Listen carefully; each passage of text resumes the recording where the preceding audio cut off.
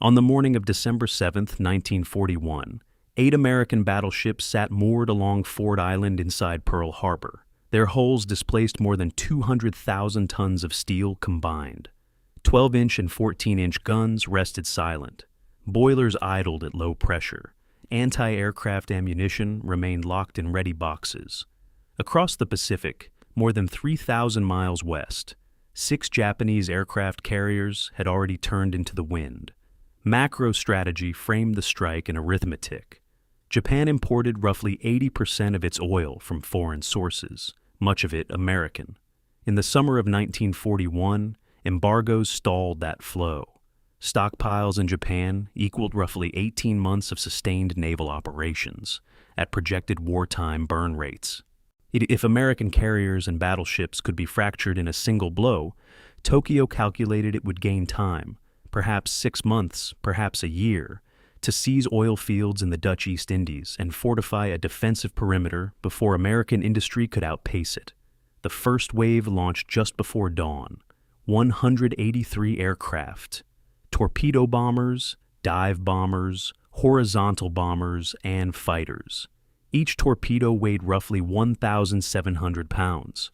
Each armor-piercing bomb had been modified from 16-inch naval shells, weighing more than 1,500 pounds, fitted with fins to stabilize descent. Pilots skimmed low across water that measured barely 40 feet deep, shallow by torpedo standards, requiring wooden fins and precise calibration to prevent weapons from plunging into mud. Inside the harbor, sailors felt vibration before comprehension. The hull of the battleship Oklahoma shuddered as multiple torpedoes struck her port side in rapid sequence. Within 12 minutes, she rolled and capsized, trapping more than 400 men inside compartments that flooded in darkness. On the Arizona, a bomb penetrated near the forward magazines. At 806 hours, an internal detonation fractured the ship's spine. Over 1 million pounds of black powder ignited. The blast vented upward in a column of flame that consumed more than 1,100 sailors in seconds. Steel plates peeled back. Decks collapsed. On a macro level, the attack sequence was systematic. Airfields at Hickam, Wheeler, and Bellows were strafed to stall American fighter response. Now, the aircraft were lined wingtip to guard against sabotage. That formation made them vulnerable to concentrated fire. Of nearly 400 American aircraft stationed in Hawaii, more than 180 were destroyed and over 150 damaged. Anti-aircraft crews required precious minutes to unlock ammunition and mount belts. Coordination stalled, radio circuits clogged. At sea, Japanese commanders calculated risk and tonnage. Sinking battleships would erode American surface striking power in the Pacific Fleet. Yet carriers, the Enterprise, Lexington, and Saratoga, were absent from harbor. They were at sea on routine missions. The Japanese strike force commander, Vice Admiral Nagumo, faced a decision after the second wave of 170 aircraft returned. Fuel reserves for his carriers were finite. American defensive fire had intensified. He chose withdrawal rather than a third strike that might have targeted oil storage facilities containing over 4 million barrels of fuel and dry docks capable of repairing damaged ships. Those installations remained intact. The micro-view remained brutal. Sailors on the West Virginia fought flooding by counter-flooding compartments on the opposite side to prevent capsizing. Damage control parties sealed hatches, welded patches, and pumped water for hours. In engine rooms, men worked in temperatures exceeding 100 degrees Fahrenheit, sweat mixing with fuel oil as smoke thickened. On the Nevada, the only battleship to get underway during the attack, crew members felt the deck tremble as bombs struck. She beached herself to avoid blocking the channel.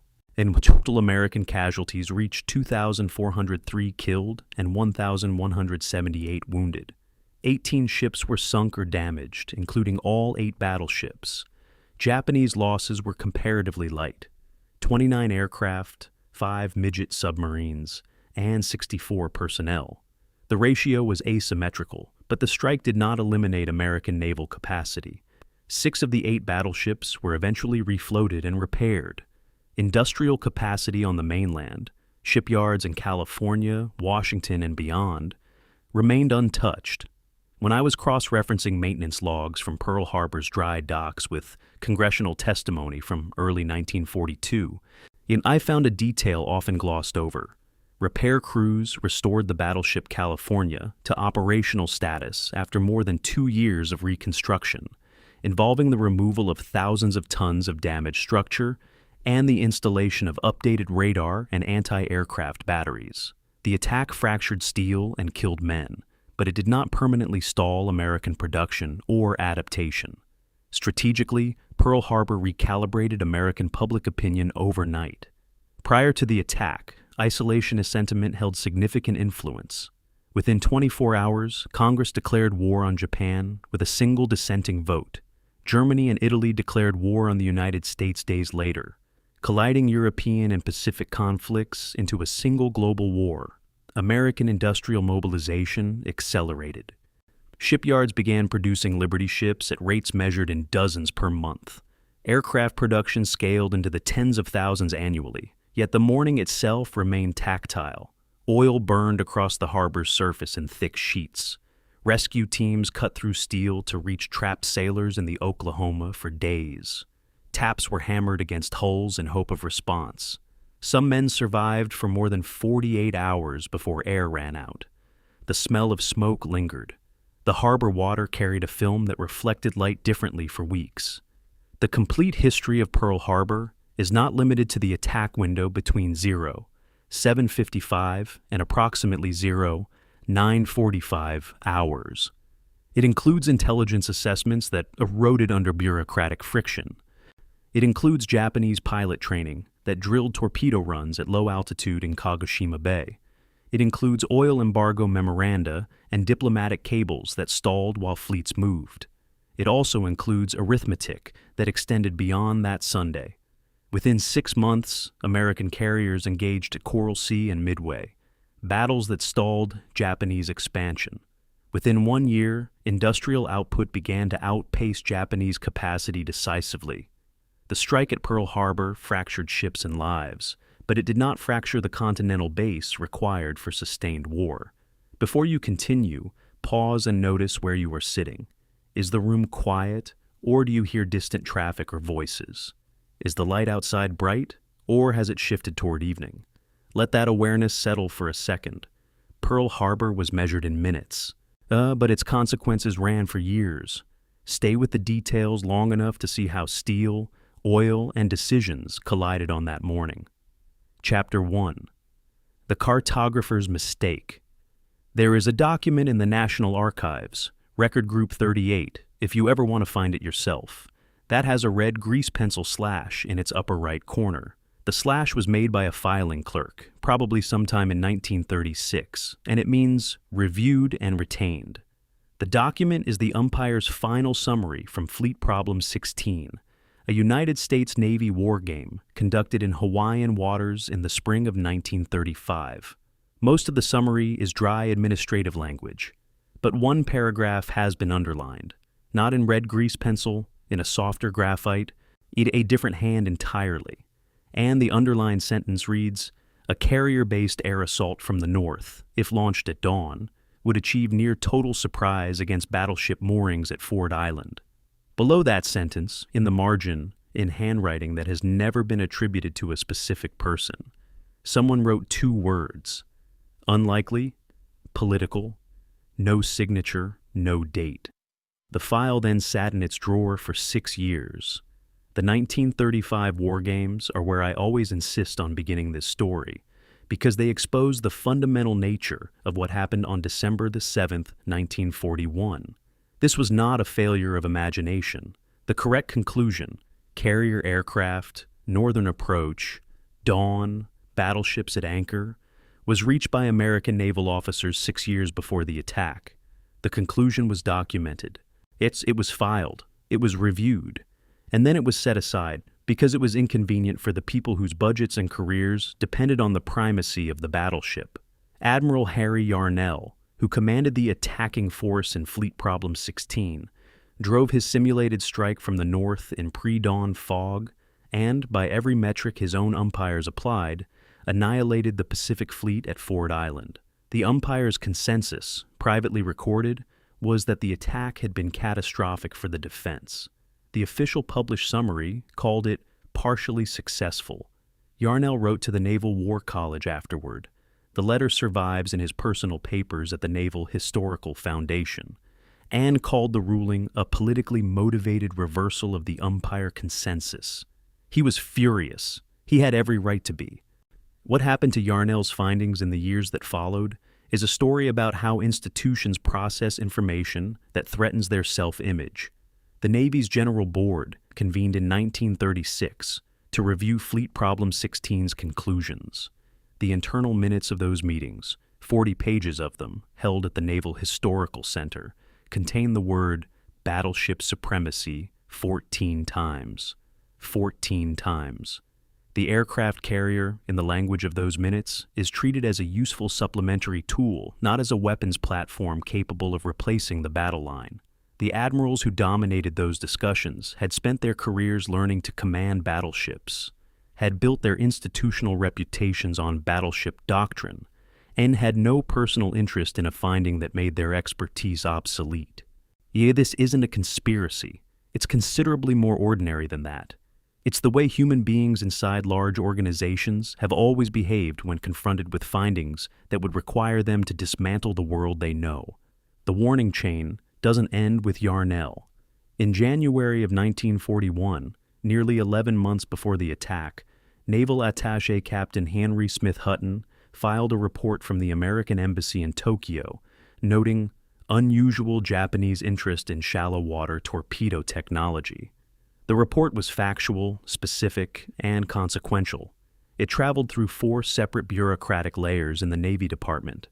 At each layer, an officer initialed the routing slip, a physical confirmation that a human being had read the document, or at least held it. The routing slip, with its 4 sequential initials, it still exists in the National Archives. At no layer did anyone flag the report for urgent review. At no layer did anyone connect it to the vulnerability of Pearl Harbor's 40-foot-deep moorings. The document was processed. It was not understood. There is a specific horror in that routing slip, in those 4 neat initials, that I find more disturbing than any battle map. 4 people touched this warning, and none of them felt it.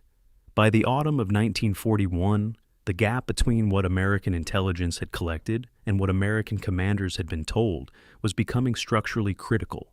The war warning telegram dispatched to Pacific Commands on November 27th is a document worth examining very carefully because its language is extraordinary in its vagueness. It warned of hostile action possible at any moment. It specified that Japan might attack the Philippines, Tai or Kra Peninsula, or possibly Borneo. The word Hawaii does not appear. The word Pearl Harbor does not appear. The telegram was drafted by men who had read enough intelligence to be frightened, but not enough specific intelligence to name the correct location. Or, and this is the interpretation that some historians, including Roberta Wohlstetter in her landmark 1962 study, found compelling, they named the locations they expected based on the strategic logic they trusted, and Pearl Harbor didn't fit that logic. Hawaii was a fortress. Everyone knew that. When I was cross-referencing the march orders and war game files with the fuel logs and routing slips from this period, and I kept returning to a specific problem of proportion. Fleet problem. 16 involved a simulated attacking force of 3 carriers and 152 aircraft. On December the 7th, 1941, the actual Japanese attack used 6 carriers and 353 aircraft. The wargame had predicted the method with something close to precision. It had underestimated the scale by a factor of roughly 2.3. American planners who read the wargame report and concluded it proved the threat was manageable had made a category error. They had read the confirmation of the danger as a measure of the danger's limits. That error cost 4,762 tons of warships their structural integrity on a Sunday morning, and it was preventable. That's what the grease pencil slash in the upper right corner of that document means to me. Reviewed and retained means someone decided this finding was worth keeping, but not worth acting on. The technical dimension of this failure is worth slowing down for. Because it is genuinely specific and genuinely damning. Shallow water aerial torpedo delivery was considered physically impossible at Pearl Harbor's moorings, because standard American torpedoes required a minimum of 75 feet of water to complete their arming and stabilization sequence. Pearl Harbor's average depth at Battleship Row was 40 feet. This was a documented engineering assessment performed by competent people using accurate data about American torpedoes.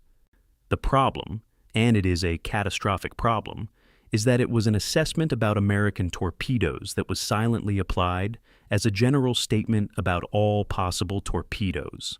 The possibility that an adversary might solve the shallow water problem through a different engineering approach was never formally evaluated. The Japanese engineering program at the Yokosuka Naval Arsenal had been working on exactly that problem since 1936. The solution they found, a stabilizing wooden fin modification that reduced minimum arming depth to 32 feet, was tested repeatedly in Kagoshima Bay, in water depths that deliberately approximated Pearl Harbor's layout. The Americans had reasoned correctly from outdated data. That distinction matters enormously when you're trying to understand the nature of the failure. The final weeks before the attack produced a cascade of small warnings, each one individually ambiguous, collectively devastating if read together.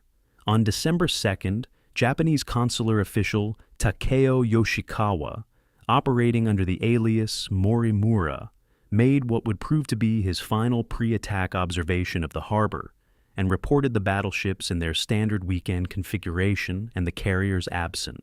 On November 26th, the Japanese carrier strike force had departed Hitakapu Bay in the Kuril Islands under strict radio silence. American signals intelligence noted the silence and logged the carrier's position as unknown. Unknown. The United States Navy, in the final weeks of peace, had lost track of 6 Japanese fleet carriers. The loss was logged. It was filed. It was, apparently, not treated as a crisis. To me, the most telling detail in the entire pre-attack record isn't the intelligence failure or the strategic miscalculation. It's the fuel. The Japanese First Air Fleet consumed approximately 3.5 million gallons of fuel oil on the Pearl Harbor mission, fuel that had to be secretly stockpiled, transported on ships with falsified manifests, and transferred to the fleet at Hitakapu Bay in the middle of the North Pacific in late November. Moving that much fuel without detection required months of preparation. The logistics trail should have been visible. Some elements of it were, in fact, intercepted by American signals collection. But intercepts without analysis are not intelligence. They're noise. The pre-Pearl Harbor period produced enormous amounts of noise. And the mechanism that might have converted that noise into signal was broken in ways that nobody had yet thought to examine. What the 1935 war game record ultimately proves is that the question historians should be asking isn't, how could this have happened? The better question is, what institutional structures turn correct warnings into ignored paper? It's a question with no comfortable answer, because the structures that produced that outcome in 1941 are not unique to the 1940s. They are the structures of any large organization in which the cost of being wrong about a threat is lower than the political cost of disrupting the current institutional consensus. And the grease pencil slash said, reviewed and retained. It should have said, act immediately. The filing clerk probably didn't know the difference. The admirals who set the institutional priorities did. Chapter 2. The Admiral's Obsession. At the Yamamoto Memorial Museum in Nagaoka, Japan, there is a letter written in Yamamoto's own hand on September 24, 1940, 3 days after Japan signed the Tripartite Pact with Germany and Italy. The letter is addressed to Navy Minister Koshiro Oikawa, and it is not the kind of document you expect to find associated with the man who would design the Pearl Harbor attack.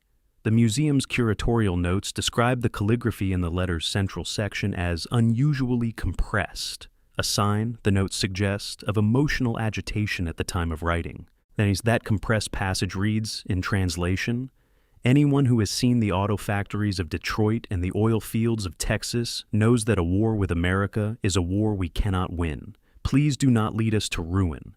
He signed it. He sent it. It was received, read, and ignored. 14 months later, he launched the attack anyway. That contradiction, the man who warned most clearly against the war designing its opening blow, is where every honest account of Pearl Harbor has to begin. Isoroku Yamamoto was not a reluctant soldier in any simple sense of that phrase, and I want to be careful not to make him too convenient a figure of tragic wisdom. He was ambitious, competitive, and possessed of a strategic confidence that sometimes shaded into arrogance. But he was also, unusually for a senior Japanese naval officer of his generation, a man who had spent considerable time in the United States and come away with an accurate assessment of what the country could produce if it was angry enough. He studied at Harvard between 1919 and 1921. He served as naval attaché in Washington from 1925 to 1928. During those years, he traveled extensively to oil fields in Texas, to automobile plants in Michigan, to shipyards on both coasts. His attaché reports from this period, portions of which were captured and translated after the war, describe American industrial capacity in language that reads almost like a warning addressed to his own government. He wasn't guessing about American productive power. He had seen it. The planning memorandum for the Pearl Harbor attack, in which Yamamoto submitted to Navy Minister Oikawa on January 7, 1941, is a document of considerable strategic sophistication and considerable internal contradiction. The sophistication is in the operational design, the use of carrier aviation at scale, the shallow water torpedo modification, the coordinated dive bombing and torpedo attack sequences. The contradiction is in the strategic framework Yamamoto builds around it. He describes the attack as a potential first blow in a strategy that would require a decisive battle won quickly, followed by a negotiated settlement within months. He uses the Japanese concept of isakusen, a first blow strategy designed to shock an adversary into restraint. And then, buried in the operational appendix, is an admission that there is no specific plan for the negotiated settlement he mentions. The mechanism for converting tactical success into political resolution doesn't exist. He had designed the opening move of a chess game without specifying how the game was supposed to end. Yamamoto's chief planner, Commander Minoru Genda, presented the final attack doctrine to the assembled carrier force commanders in September of 1941 aboard the flagship Nagato. Genda's planning notes from those sessions, captured at the end of the war and translated by the U.S. Naval Intelligence Division, are remarkable documents because of what Genda specifically prioritized. He identified the American aircraft carriers as the primary strategic target, not the battleships. The battleships were symbols of power. The carriers were the actual instruments of it. Yamamoto agreed with this assessment completely. Both men understood that destroying the carrier force would set American Pacific offensive capability back by years, while destroying battleships would set it back by months. The tragic irony embedded in this shared understanding is that both men also knew, by the time they were finalizing the attack, that the American carriers were regularly departing Pearl Harbor on training and ferry missions. The possibility that they might not be present on the day of the attack was a documented planning risk. It was acknowledged. The plan proceeded anyway. The fuel consumption requirement for the operation tells a structural story that most popular accounts skip over entirely. The Japanese First Air Fleet, 6 fleet carriers, 2 battleships, 83 cruisers, 9 destroyers, and 8 tankers had to be fueled to operating capacity at Hitakapu Bay in the remote Kurile Islands, requiring the secret prepositioning of approximately 3.5 million gallons of fuel oil in an era when every major fuel shipment was theoretically tracked by commercial and military intelligence services. This logistics operation began months before the attack and required falsified shipping manifests, deliberate deception of commercial port officials, and extraordinary operational security across dozens of ships and hundreds of men. The fact that it succeeded, that American intelligence never identified the unusual fuel concentration in the Kuriles, is, to me, the most underappreciated operational achievement of the entire Pearl Harbor planning process. Moving that much fuel in secret is harder than designing the attack, and it worked perfectly. It fascinates me how consistently the historical literature focuses on Yamamoto's boldness while underweighting his private doubt. His correspondence with his close friend and political ally, Ryoichi Sasakawa, written in the months before the attack, contains passages of almost painful clarity about what he expected to happen. In one letter, written in October of 1941, he describes the strategic situation using a Japanese idiom that translates roughly as threading a needle while running downhill. In another, he expresses what his biographer Hiroyuki Agawa describes as resignation, not to death, but to the likelihood of eventual defeat. While the famous phrase attributed to Yamamoto, "I fear all we have done is awaken a sleeping giant and fill him with terrible resolve," is almost certainly apocryphal. Agawa searched for it exhaustively and couldn't locate it in any primary source. But the sentiment it expresses is absolutely consistent with Yamamoto's documented private thinking. He was probably too honest to say it that neatly. He didn't need to. He'd already said it more precisely in his letters. The confrontation between Yamamoto and hardline army commanders in October of 1941 is documented in Agawa's biography through post-war testimony from multiple witnesses. Prince Fushimi, the Inspector General of Naval Aviation, now reportedly told Yamamoto that his hesitation about the war was unbecoming of a samurai spirit. Yamamoto's response, documented by at least 2 witnesses independently, was direct. "I will run wild for 6 months. After that, I have no confidence." 6 months. He gave himself 6 months of operational dominance, and he was essentially correct. The Japanese Navy won almost every engagement from December of 1941 through May of 1942. Then came Midway in June of 1942, exactly 6 months after Pearl Harbor, and the arithmetic Yamamoto had always feared began to assert itself. He had predicted his own operational timeline with precision. He had gone ahead anyway. The Tripartite Pact, which Yamamoto had formally protested in the letter to Oikawa quoted at the start of this chapter, or created the political cage in which his choices were eventually made. Once Japan was formally allied with Germany and Italy, and once Japanese forces advanced into French Indochina, and the United States responded with the oil embargo of July 1941, the strategic environment shifted dramatically. Japan imported approximately 80% of its oil from the United States. The embargo immediately began draining Japan's military fuel reserves at a rate that, by most Japanese naval planning estimates, would render the fleet non-operational within approximately 18 months. In that context, Yamamoto's Pearl Harbor plan wasn't simply aggression. It was a calculated response to what Japanese planners genuinely believed was a slow economic strangulation. That context doesn't justify what followed.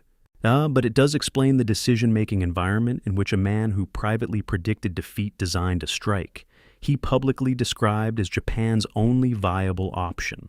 The question of what Yamamoto truly believed, as distinct from what he said to his superiors, what he wrote to his friends, and what he planned operationally, is one I find genuinely unresolvable, and I think the unresolvability is historically important.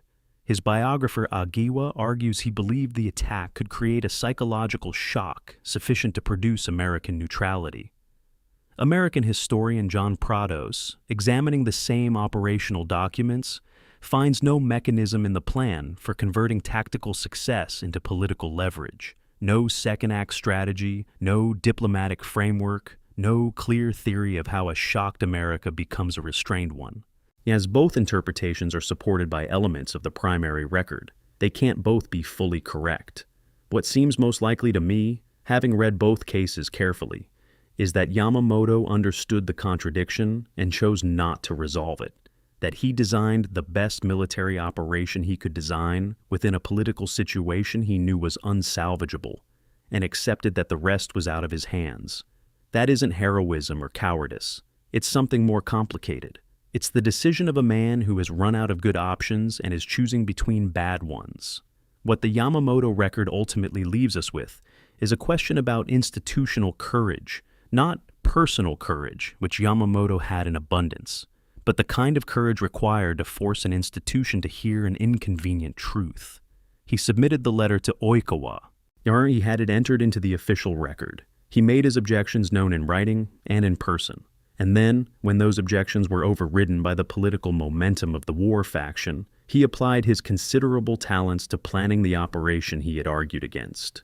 In the post-war interrogations of surviving Japanese planners, the United States Strategic Bombing Survey conducted in 1945, Yamamoto's name comes up repeatedly, always with a mixture of admiration and something that reads like guilt. The people who worked with him knew what he had known. They knew the arithmetic was wrong. They planned the attack anyway. And the question that hangs over all of it, the question I keep returning to when I put down the interrogation transcripts late at night, is whether there was any point at which the institution could have been stopped, or whether by late 1941, the machine was already moving too fast for any single man's private doubts to halt it. Chapter 3. The Grid Message Number J, 1912-61, decrypted by the U.S. Navy's code-breaking unit at Pearl Harbor, and stamped, received 12:07:41, 07:45 hours, is 2 pages long. The stamp time is bitter in a way that requires a moment to absorb. The message was logged at 7:45 in the morning of the attack, and the first bomb fell at 7:55, 10 minutes later. The document itself is a grid, all a literal numbered grid overlaying Pearl Harbor, using column and row coordinates to specify the position, class, and mooring status of each American vessel as of December 6, 1941. Grid square B2. 2 battleships moored alongside, no torpedo nets. Grid square F7. Carriers absent. The document uses a prearranged code name for Pearl Harbor itself. The word is Pearl. It appears 17 times in 2 pages. The decrypt sat in a Navy communications building while the bombs were already falling outside. Takeo Yoshikawa arrived in Honolulu in March of 1941 under the alias Tadashi Morimura, listed on his diplomatic papers as a consular official of the Japanese consulate on Nuuanu Avenue. He was 29 years old. Now, he had been trained as a naval officer before a stomach ailment ended his career at sea, and he had been recruited by Japanese naval intelligence specifically because his combination of naval technical knowledge and forgettable appearance made him ideal for what they needed done. He wasn't primarily a spy in the cinematic sense. He didn't break into buildings or photograph documents. He was an analyst. His tools were a pair of binoculars, a tourist camera, and access to a tea house on Alewa Heights called the Shunchoro, which had a clear view of the harbor. He also used, with some regularity, the published ship movement schedules in the Honolulu Advertiser, which printed naval exercise information, with almost no security awareness. The island's open geography did most of his work for him. He simply paid attention. Yoshikawa's intelligence operation ran from March through December of 1941. 9 months of systematic, methodical, and remarkably effective reconnaissance. He sent 97 messages to Tokyo during that period, totaling an estimated 47,000 characters of coded text, all transmitted over commercial radio channels that were legally monitored by the U.S. Federal Communications Commission under the Radio Act of 1934. Every single one of those messages was intercepted. The FCC retained transcripts of all of them. The intercepts existed. The problem was on the analytical end. The machinery for reading, prioritizing, and synthesizing Japanese consular traffic in Honolulu was fragmented across multiple agencies that did not systematically share their product.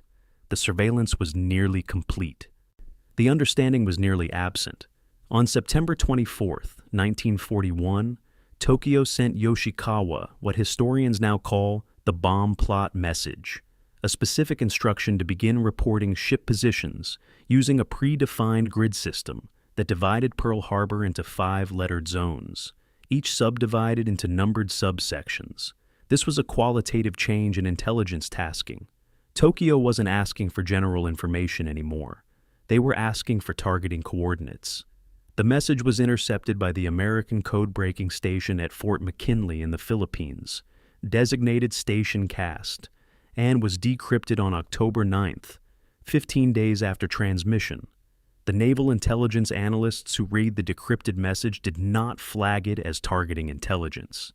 The official post-war analysis, including Volstetter's 1962 study, concludes that the message's significance as attack preparation intelligence was not recognized at any level of the American intelligence apparatus. It was filed as diplomatic traffic of moderate interest. The grid it established was used to direct the attack that killed 2,403 Americans. The technical architecture of Yoshikawa's reporting system is worth examining in some detail because it illustrates just how good Japanese intelligence tradecraft was in this period.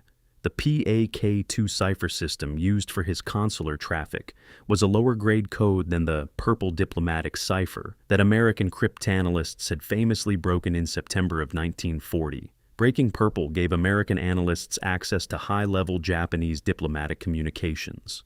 Bo Yoshikawa's operational traffic traveled on PAK-2, which was a separately solved cipher requiring different analytical tools and different processing priority. The American intelligence community had two distinct solutions running simultaneously on two distinct Japanese cipher systems, and they were not being read in conjunction with each other in any systematic way. Yoshikawa's grid reports and Tokyo's high-level diplomatic traffic were both available in decrypted form to different sets of analysts. Nobody was looking at both at the same time. The intelligence failure at Pearl Harbor wasn't a failure of collection. It was a failure of synthesis. When I was cross-referencing Yoshikawa's message traffic with the concurrent diplomatic intercepts being processed in Washington, I kept returning to a specific problem of timing. The bomb plot message of September 24th was decrypted on October 9th, 6 weeks before the attack. If an analyst in Washington had been reading both the PAK-2 grid traffic from Honolulu and the high-level diplomatic traffic indicating Japan was approaching a final decision point, the combination would have been suggestive, not conclusive, but suggestive, of a potential attack on Pearl Harbor specifically. The two streams were never combined. They existed in what intelligence analysts now call separate knowledge silos, each internally coherent, neither connected to the other. I find it striking that the infrastructure of the failure was not a lack of information, but a structural fragmentation that made the available information unintelligible. On the December 2nd observation run, Yoshikawa's final pre-attack reconnaissance produced what may be the most consequential single intelligence product of the entire operation. He confirmed that the carriers Lexington and Enterprise had departed harbor. He confirmed the battleships were in their standard Saturday into Sunday weekend mooring configuration. He relayed this information to Tokyo using the grid coding system. The information reached Yamamoto's strike force by radio, as it was approximately 700 miles north of Oahu, maintaining strict radio silence on the force's own transmissions while receiving updates via encoded broadcasts. The carrier absence was noted at the command level. The decision was made to proceed. The battleships were present. The target set was acceptable. The attack would go ahead. The Shunchoro tea house from which Yoshikawa conducted many of his observations is still standing today on Alewa Heights in Honolulu. It is a private residence. Its view of Pearl Harbor remains essentially unobstructed. There is no historical marker identifying it. This absence seems to me characteristic of a certain American discomfort with the intelligence dimensions of Pearl Harbor, with the fact that the preparation for the attack was conducted in plain sight, using commercial radio, a tea house with a view, and published newspaper shipping schedules. It's easier to narrate Pearl Harbor as a triumph of Japanese military secrecy than to acknowledge that much of Yoshikawa's work required almost no secrecy at all. He was sitting in a tea house. He was reading the newspaper. The harbor was visible from the hillside. Thus, the intelligence failure wasn't that the Japanese were too clever. It was that American security culture in Hawaii in 1941 was too relaxed to make cleverness necessary.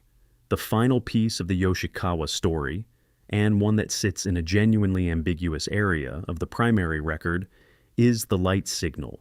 On the night of December 6, 1941, FBI surveillance maintained a watch on the Japanese consulate on Nuuanu Avenue.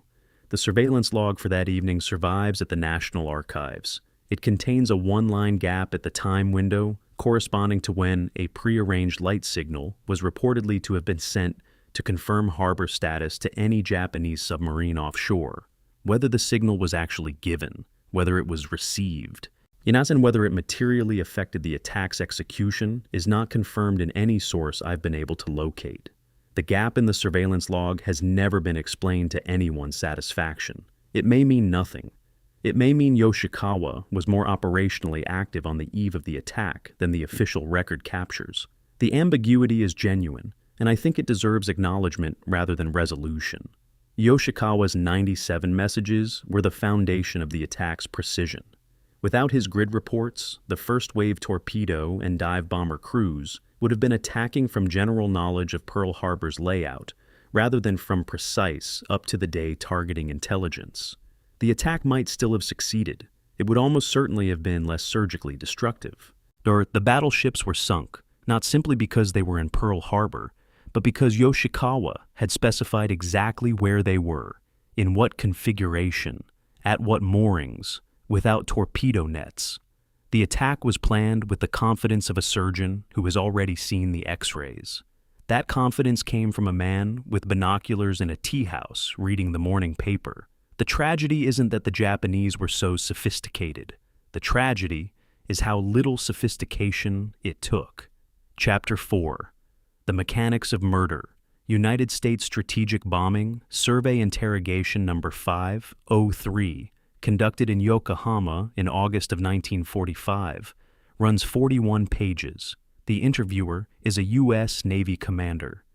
The subject is a Japanese naval engineering officer whose name is partially redacted in the declassified version available at the National Archives. On page 23, the commander asks about the wooden stabilizing fins attached to the Type 91 aerial torpedo. The Japanese officer's answer takes 3 paragraphs and describes, in technical detail, how the fin assembly solved the shallow water entry problem that had made aerial torpedo attacks on harbor targets theoretically impossible. The commander's follow-up question is one sentence, and American naval planners would have had no way of knowing about this modification. The answer is also one sentence. It reads, "We did not advertise it." 3 words. 403 American sailors died from that quiet secret. The shallow water torpedo problem was formally identified by Japanese naval engineers in November of 1936, and what followed was one of the most sustained and consequential weapons development programs of the pre-war period. The baseline physics were straightforward and genuinely difficult. When an aerial torpedo is released from an aircraft moving at operational speed, roughly 250 to 300 kilometers per hour, it enters the water at a steep angle driven by its forward momentum and the pull of gravity. Standard torpedoes of the 1930s required somewhere between 60 and 100 feet of water depth to complete the arming and stabilization sequence. The nose had to pitch downward through the steep entry angle, the gyroscope had to assert rotational control, and the weapon had to level off before it hit the harbor bottom. Pearl Harbor's battleship moorings sat in approximately 40 feet of water. The standard torpedo would plow into the mud before it ever reached running depth. This wasn't an opinion, it was measured physics, and American planners had measured it. The engineering team at the Yokosuka Naval Arsenal, working under the general direction of Rear Admiral Shigeharu Murata, began test drops in Kagoshima Bay in 1939. The choice of Kagoshima Bay was not entirely coincidental. The bay's geography and depth roughly approximated key features of Pearl Harbor's layout, which strongly suggests that Pearl Harbor was a specific planning target from at least late 1939, 2 years before the attack. The first 200 test drops produced results ranging from unsatisfactory to catastrophic. Torpedoes either detonated on contact with the bottom, skipped along the surface without arming, or ran erratically and failed to track. The weapon was behaving exactly as physics predicted. The engineers needed to change the physics. The solution the Yokosuka team developed, the wooden fin assembly attached to the torpedo's tail section, worked through a principle of hydrodynamic braking. When the torpedo entered the water at a steep angle, the forward momentum driving the nose downward generated a specific set of hydrodynamic forces at the tail. The wooden fin array increased the drag resistance at the tail end during the entry phase, slowing the nose's downward rotation by adding resistance to the pitching moment. This bought the torpedo's internal gyroscope approximately 0.4 additional seconds to assert stabilizing authority and begin leveling the weapon toward horizontal running depth. 0.4 seconds sounds trivial. Translated into vertical distance at operational entry speed, it was the difference between a torpedo reaching a 40-foot running depth and a torpedo burying itself in harbor mud at 35 feet. 5 feet. The entire operational success of the Pearl Harbor torpedo attack rested on a wooden fin assembly that bought 5 feet of depth. The acceptance testing of the final Type 91 Modification 2 torpedo, conducted in Kagoshima Bay in September and October of 1941, all produced what the post-war USSBS interrogation describes as approximately 80% successful shallow water runs. That figure is worth holding in mind. 20% of the torpedoes dropped in the full-scale acceptance tests still failed to run correctly at target depth.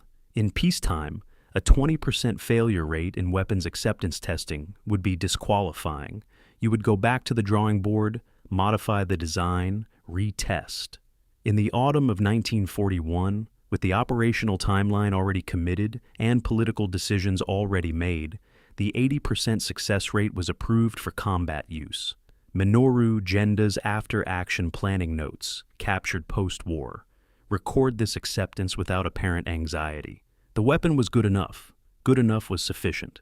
The Tokyo planners' willingness to accept a 1 in 5 failure rate for the weapons at the center of their most critical operation tells you something important about how completely the decision to attack had already superseded the engineering standards the attack required.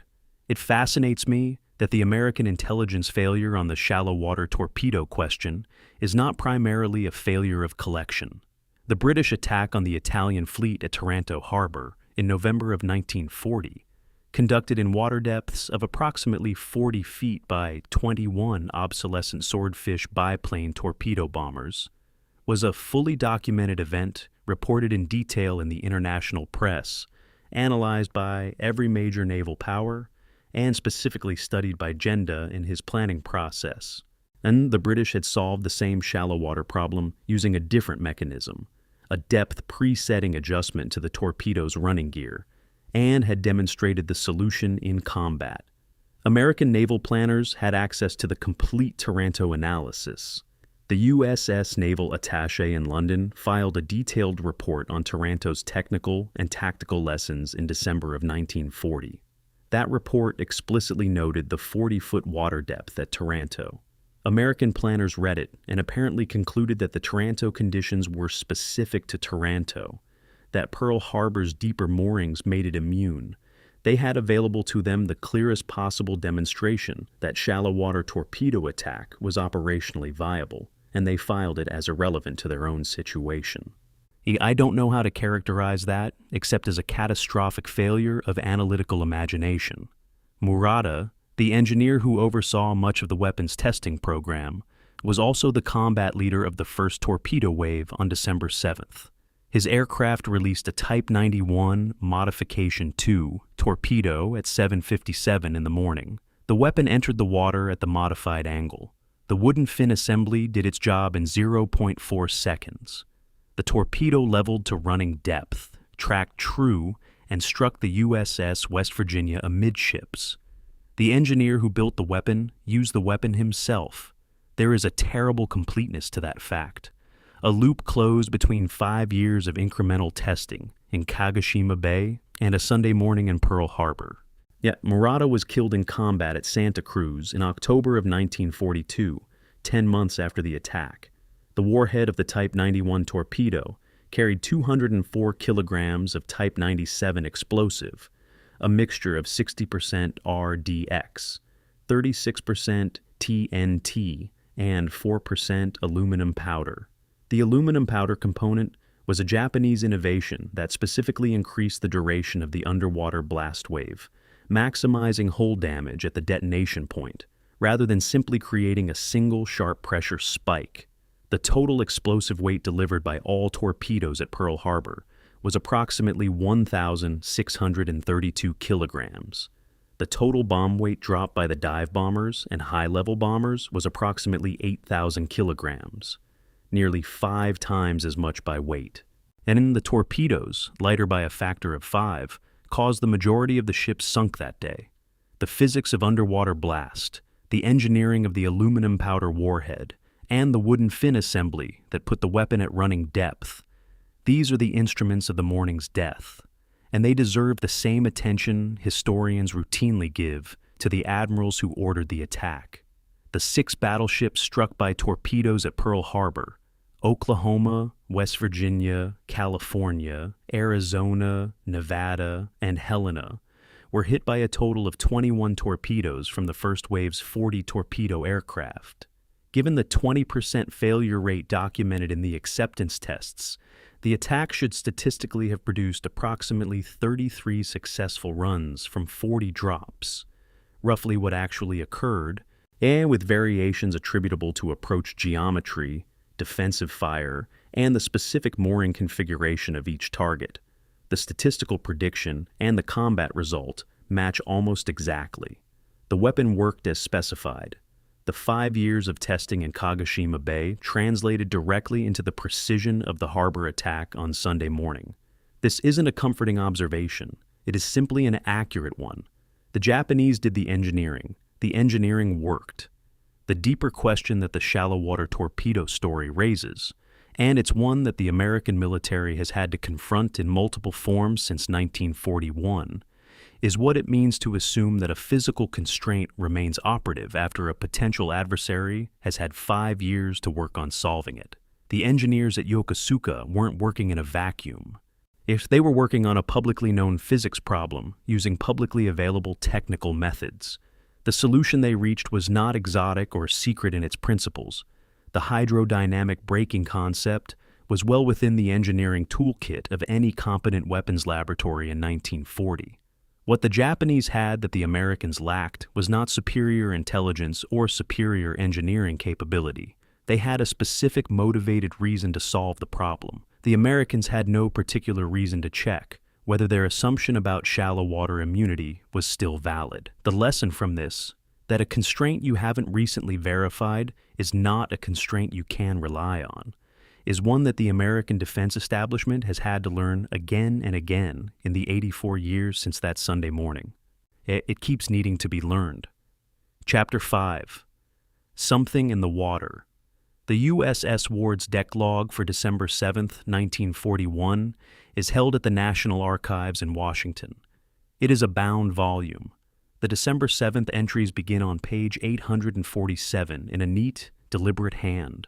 The officer of the deck recording routine watch information in the pre-dawn hours, and then, at the entry for 6:45, the handwriting changes subtly. The letters become slightly larger. The pressure of the pen increases. The entry reads, "Fired upon and dropped depth charges upon submarine operating in defensive sea area."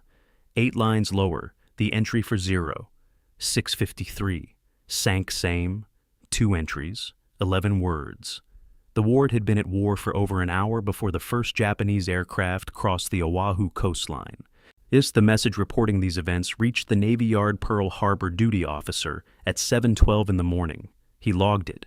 He called his superior. His superior asked him to stand by for further word. The first bomb fell at 7:55. William Outerbridge was 28 years old on December 7, 1941, and it was his first full day in command of the Ward. He had assumed command the previous day, December 6th, during a routine watch turnover.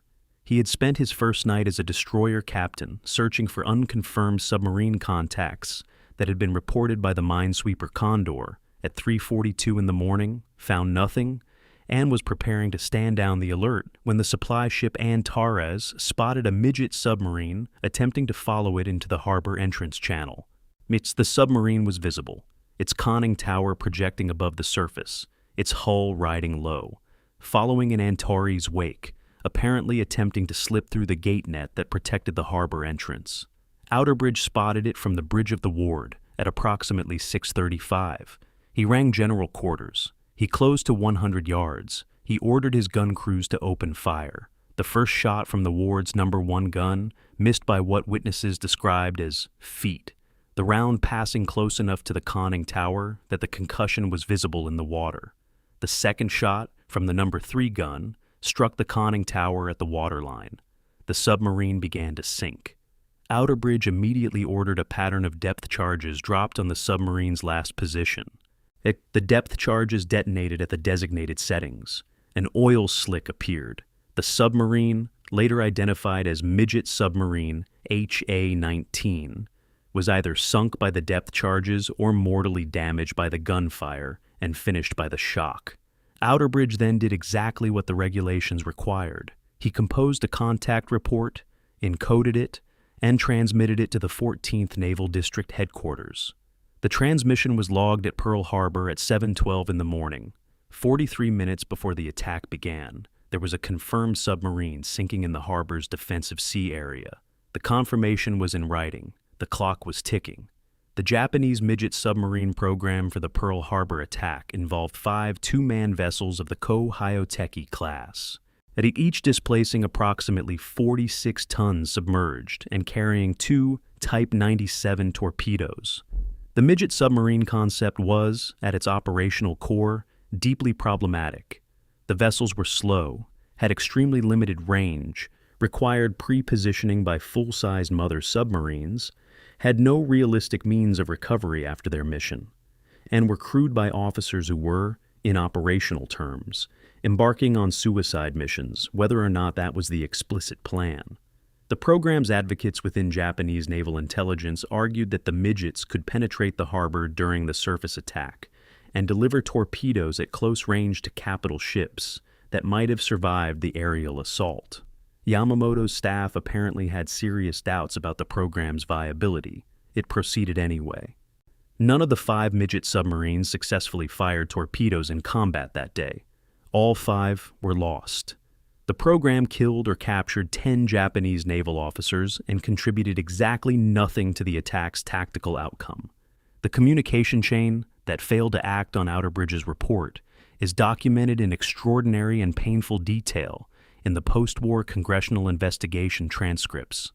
The message traveled from the ward through the harbor entrance control post to the watch officer at the 14th Naval District, who logged it at 7:12 and immediately contacted his superior, Lieutenant Commander Harold Kaminsky. Kaminsky, according to his own congressional testimony, initially couldn't believe it was real and attempted to verify the report before acting on it. He called the duty officer. He called the ready-duty destroyer. He was, in his own words, trying to make sure before waking the admiral. While Kaminsky was verifying, a second alarm was developing at Opana Point, on the northern tip of Oahu, where Army radar operators Joseph Lockhart and George Elliott had picked up an enormous radar return at 702, 50 or more aircraft, 132 miles north of Oahu, approaching at the return's maximum detection range. The 2 warnings, the confirmed submarine sinking, and the incoming aircraft radar contact, were traveling through completely separate communication chains. They never intersected. Nobody connected them. When I was going through the congressional testimony alongside the ward's actual deck log, I noticed something that isn't discussed in most popular accounts of the ward's action.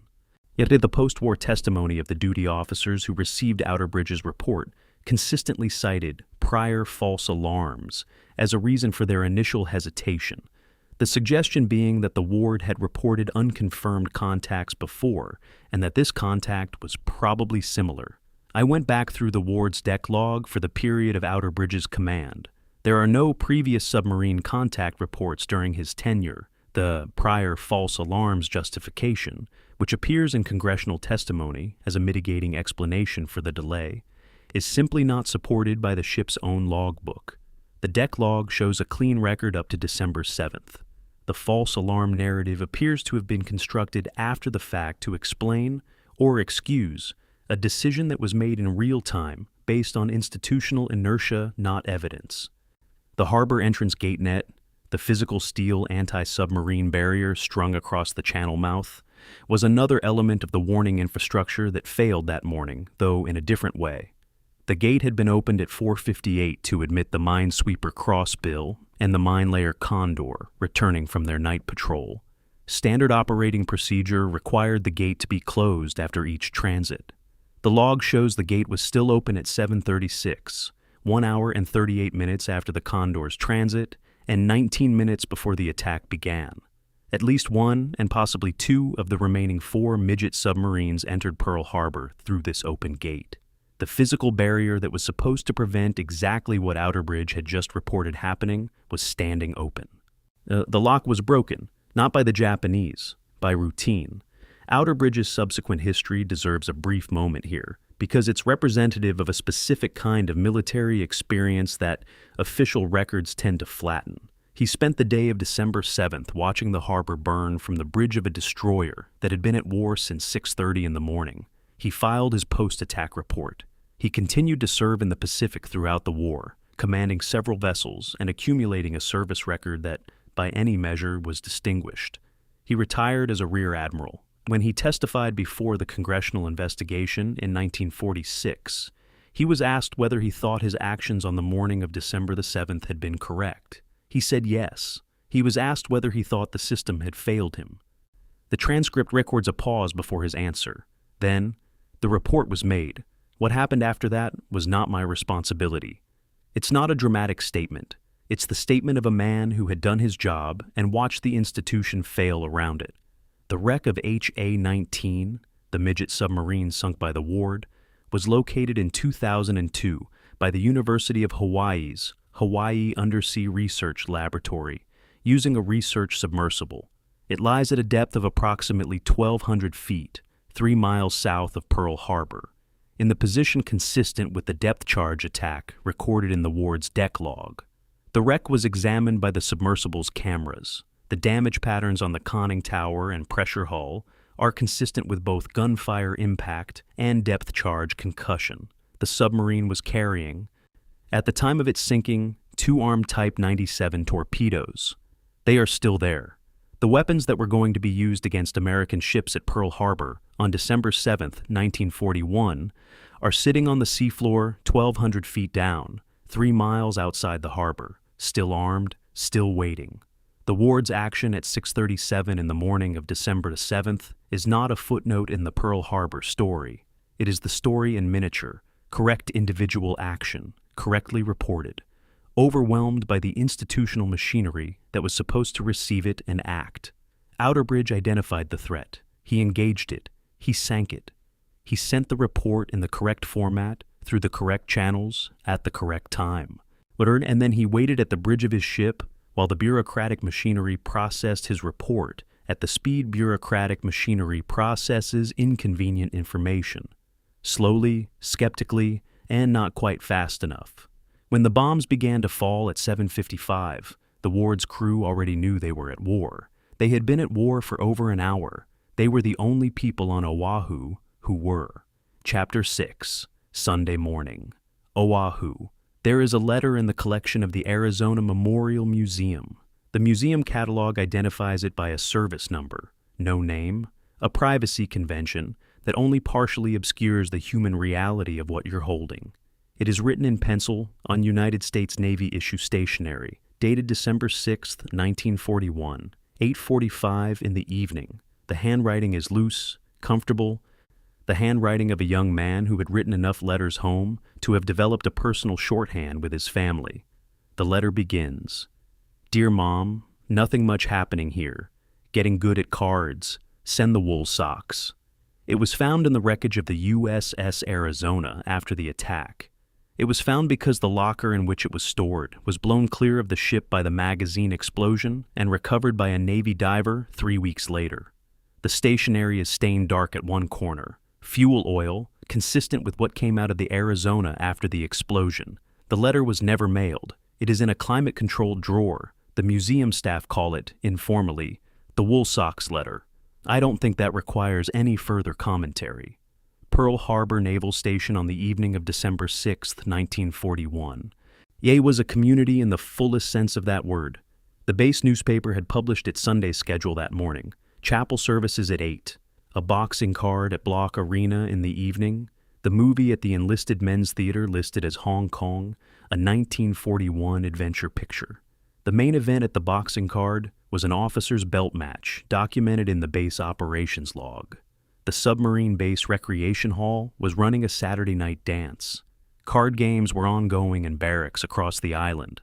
At the Naval Air Station at Ford Island, the aircraft were parked wingtip to wingtip in neat rows, in the configuration that had been ordered specifically to protect them against potential Japanese sabotage from the ground, an order that, by concentrating all the aircraft together, it's made them catastrophically more vulnerable to attack from the air. The Sunday schedule was printed, the dances were danced, the cards were played. Nobody knew that this was the last Saturday night in the world as they had known it. The attack began at 7:55 in the morning on December 7th. What the synchronized deck logs of multiple vessels, cross-referenced and tabulated in the post-war congressional investigation, reveal about the first 2 minutes is a transition of almost incomprehensible speed. At 7:55 exactly, the first bomb falls on the Ford Island seaplane ramp, documented by Rear Admiral William Furlong on the deck of the mine layer Oglala, who later testified he recognized it as Japanese from the red circle on the wing. At 7:55 and 30 seconds, the first torpedo strikes USS Oklahoma. At 7:56, the general alarm sounds across the harbor. At 7:56 and 45 seconds, the first anti-aircraft gun is reported firing, less than 2 minutes.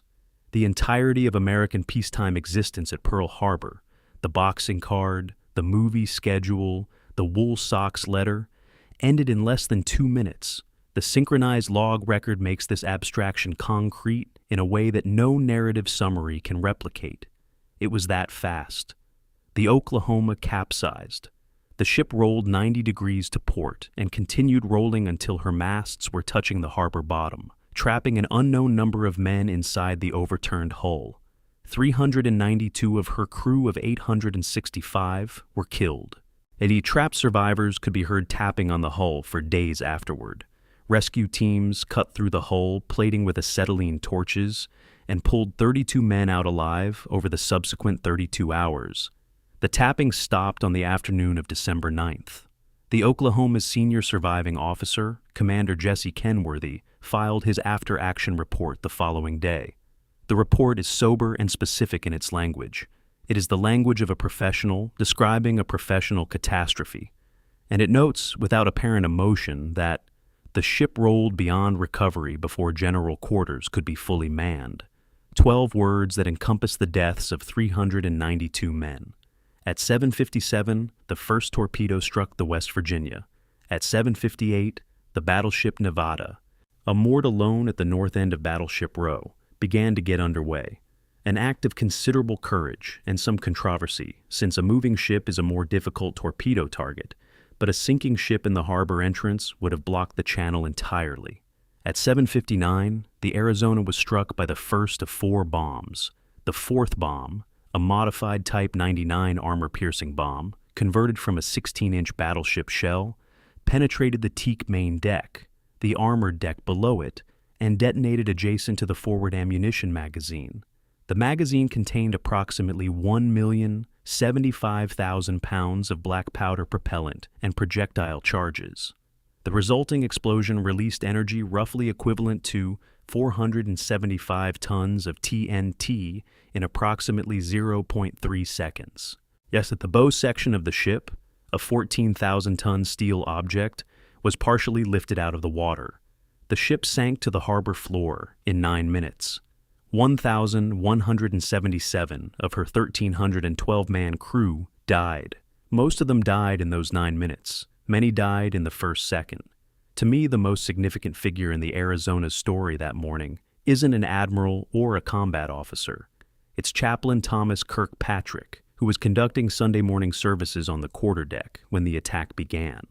Kirkpatrick was conducting a religious service in the open air, in his vestments, at the moment the bombs started falling. He survived because the initial blast threw him into the water, away from the ship, into the burning oil slick that was already spreading across the harbor surface. But he spent the next several hours in that burning water, pulling other men to safety. His Navy Cross citation notes that he re-entered the burning waters on multiple occasions to render aid to wounded and drowning sailors. He never wrote a memoir. His oral history was recorded once, in 1965, and remains largely undigitized at the Navy Chaplain Corps Archives in Newport, Rhode Island. He is almost entirely absent from popular accounts of the Arizona. I find that absence telling. Not conspiratorial, just characteristic of how military history tends to organize its attention. The Naval Hospital at Aiea, above Pearl Harbor, began receiving casualties at approximately 8:20 in the morning. Nurse Ensign Monica Conter, 24 years old, 3 months into her naval nursing commission, arrived for her scheduled Sunday shift to find the hospital already in controlled chaos. Her oral history, recorded in 1970 and held by the University of Hawaii's Hamilton Library, describes the first wave of patients arriving in civilian trucks that had been commandeered by men who didn't know what else to do. She describes, with a specificity that remains striking after 50 years, the sequence of perception. She heard the trucks before she saw the patients, and she smelled the patients before she understood what she was seeing. Burn casualties from the burning oil, men who had swum through the fuel slick to reach shore. She worked for 22 consecutive hours. Her next recorded day off was December 20th. And the civilian population of Honolulu experienced December 7th as a different kind of event than the military did. More confusing, more rumor-saturated, and punctuated by additional dangers that don't appear in most military histories. American anti-aircraft batteries, firing at Japanese aircraft, produced spent shells and unexploded rounds that fell across residential Honolulu throughout the morning.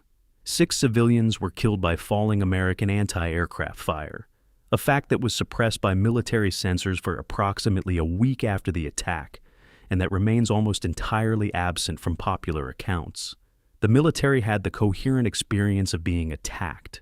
The civilians had the experience of watching the sky fall, unable to distinguish American shells from Japanese bombs. The Honolulu police log for December 7th records reports of explosions of unknown origin throughout the morning. Unknown origin. Their own guns were killing their own people, and nobody had told the civilian population. The cost of December 7th, 1941, counted in the bureaucratic language of the casualty rosters, was 2,403 American military dead, 1,178 wounded, and material losses in ships and aircraft that the Navy would later estimate at $396 million in 1941 values. Those numbers have been repeated so many times that they have almost lost the quality of being numbers. The Woolsox letter was sent by one of the 2,403. 392 of them went down with the Oklahoma in 7 minutes. The 32 men pulled out of the Oklahoma's overturned hull over 32 hours were not counted among the dead. They were the exceptions. Most of the rest had no such interval. The attack was over in less than 2 hours. The dying took somewhat longer. The Arizona is still there. The ship sank to the harbor bottom on December 7th, 1941, and has remained there ever since. Approximately 900 men are entombed in its hull. Their bodies never recovered. The ship designated a war grave by Act of Congress in 1950. Every day, the ship releases approximately 2 quarts of fuel oil from its slowly corroding tanks. Iridescent slicks visible on the harbor surface near the memorial that spans the wreck. The memorial's rangers call it, in a tradition passed entirely by word of mouth and not found in any official NPS document, the tears of the ship. There are approximately 500,000 gallons of Bunker C fuel oil still in the Arizona's tanks. The tanks are corroding. Sometime between now and approximately 2050, structural engineers project that the corrosion will accelerate to the point where controlled recovery becomes the only alternative to uncontrolled release. The Navy and the National Park Service are studying the problem.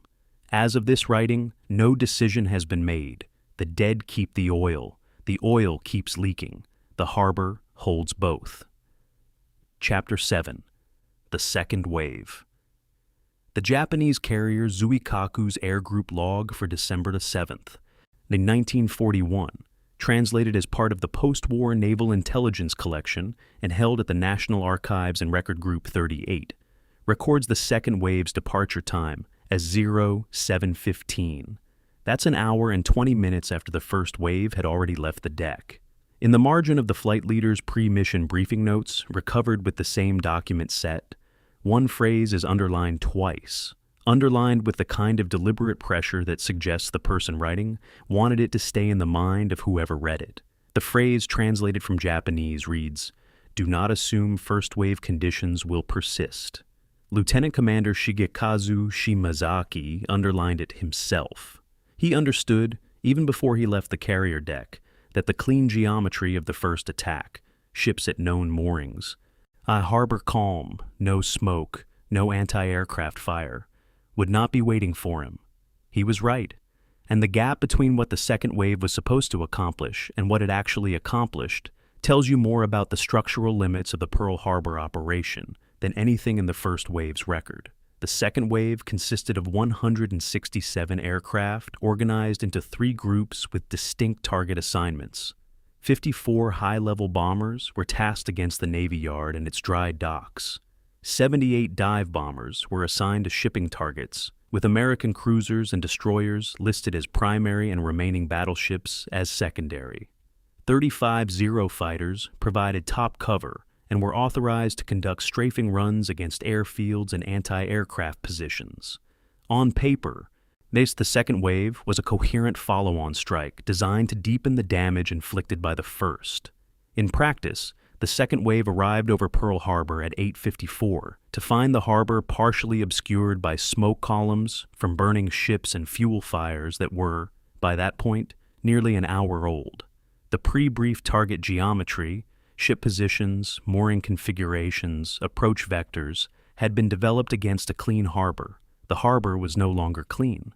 The dive bomber groups, which formed the core of the second wave's strike capacity, began their target acquisition runs against a visual environment that was fundamentally different from their briefing materials. The battleships along Ford Island were burning, or listing, or both. The smoke from the Arizona, which had detonated and sunk in the first wave, was producing a black column visible from 30 miles. The West Virginia was burning at the waterline. The Oklahoma had capsized entirely, presenting a hull bottom rather than a ship to any attacking aircraft. The dive bomber pilots, trained against specific ship profiles at specific moorings, were now working against smoke-obscured, partially sunk, visually transformed targets.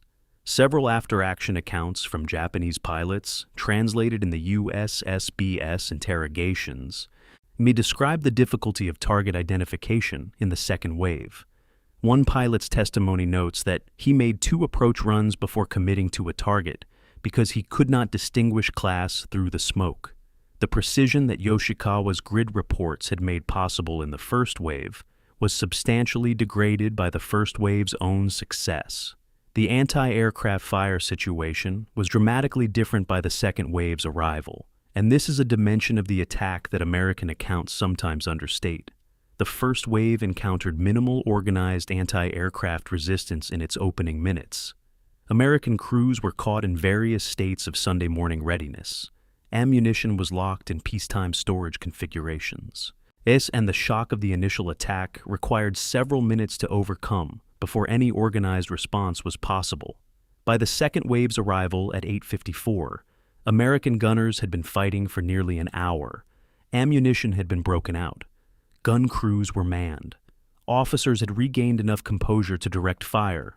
The second wave lost 20 aircraft, compared to 9 in the first wave, and achieved proportionally less damage per aircraft sortied. The Japanese after-action analysis, summarized in Fuchida's post-war account, notes that the increased anti-aircraft fire forced higher release altitudes in the dive bombing runs, reducing accuracy. American sailors were adapting in real time. That adaptation cost 20 Japanese aircraft and saved several American ships. And the dry dock question is where the second wave's failure becomes strategically enormous. And it's a debate I want to spend some time on, because it's genuinely unresolved in the historiographical literature. Dry dock number 1 at Pearl Harbor Navy Yard contained the battleship Pennsylvania, the fleet flagship, along with 2 destroyers undergoing repair. Dry dock number 2 contained the battleship Nevada, which had been run aground to prevent sinking in the channel. The dry docks themselves, the physical infrastructure of repair, were not destroyed. The oil storage tank farm, containing approximately 4.5 million barrels of fuel oil, representing roughly 4.5 months of Pacific Fleet operational supply, was not attacked. Post-war American assessments argue consistently that destroying the dry docks and the oil farm would have been more strategically damaging than any combination of ships sunk, that without repair facilities and without fuel, Pearl Harbor ceases to function as a forward naval base regardless of how many ships survive.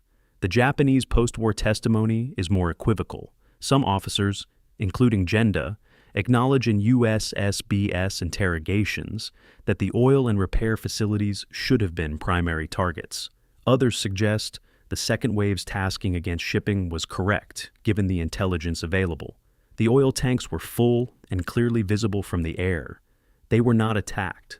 When I was cross-referencing Shimazaki's post-attack report with the fuel and repair facility damage assessments, and it's the thing that struck me most wasn't the absence of attacks on these targets. It was the absence in the pre-attack planning documents of any coherent second-wave targeting doctrine for them. The oil storage farm is listed in the overall attack planning documents as a third-wave target, meaning the planners apparently anticipated that if a third strike was executed, it would include the logistics infrastructure. But the third-wave planning was notional from the beginning, never formalized into specific flight assignments, never incorporated into the aircrew briefings. It existed as a planning aspiration. It was never translated into operational orders. If the oil tanks that could have ended the Pacific War's first year survived not because of any specific Japanese decision to spare them, but because nobody had formally assigned anyone to attack them. Fuchida Mitsuo, who had commanded the first wave and who circled over Pearl Harbor, observing both strikes, advocated for a third strike after the second wave withdrew. His recommendation reached Admiral Nagumo aboard the carrier Akagi at approximately 10:30 in the morning. The argument for a third strike was militarily sound. The oil and repair facilities were intact. American air opposition had been suppressed to the point of ineffectiveness, and the carrier strike force had sufficient aircraft remaining to execute a substantial follow-on attack. Nagumo declined. Though the official reason given, documented in the fleet's operational log, was a combination of concerns. The American carriers were unaccounted for and might be within attack range. The fuel state of the strike force required a return to Japan sooner rather than later, and the aircraft losses from 2 waves had reduced the force's margin of safety below what Nagumo considered acceptable for continued operations in a potentially contested environment. These were not unreasonable concerns individually. Collectively, they produced the most consequential decision not to act in the entire Pacific War. The tactical results of the second wave, assessed against its operational objectives, were considerably more modest than the first. 2 destroyers sunk. The cruiser Raleigh badly damaged. The battleship Pennsylvania lightly damaged by a single bomb that penetrated a dry dock structure. 3 cruisers variously damaged. Set against the first wave's destruction of 5 battleships, the sinking of the mine layer Oglala, the capsizing of Oklahoma, and the catastrophic destruction of the Arizona, the second wave's balance sheet is thin. The 40 tons of ordnance expended by the second wave achieved perhaps 35% of the destruction per ton delivered by the first wave. The smoke, the reorganized American defense, and the degraded target geometry account for most of that ratio. It's not that the second wave failed by any conventional measure.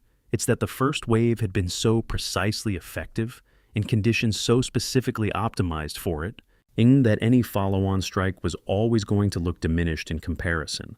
The ward had been at war since 637. The first wave had been operating since 755.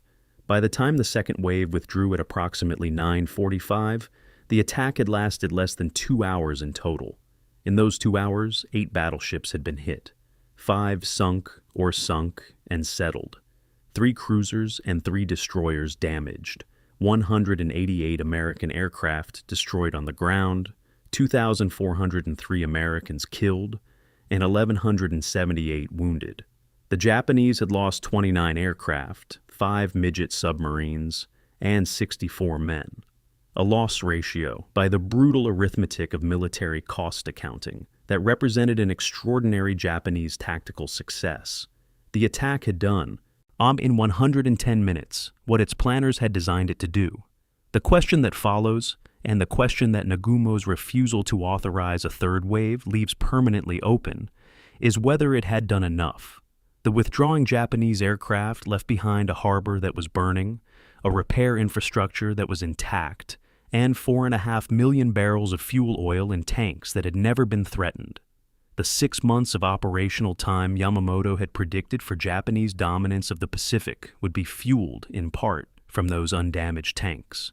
The Pacific Fleet's rapid operational recovery, battleships returning to service, the carrier force launching the Doolittle raid on Tokyo in April of 1942, the Battle of Coral Sea in May, in Midway in June, was powered by the fuel and enabled by the repair facilities that the second wave's planning documents had assigned to a third strike that never came.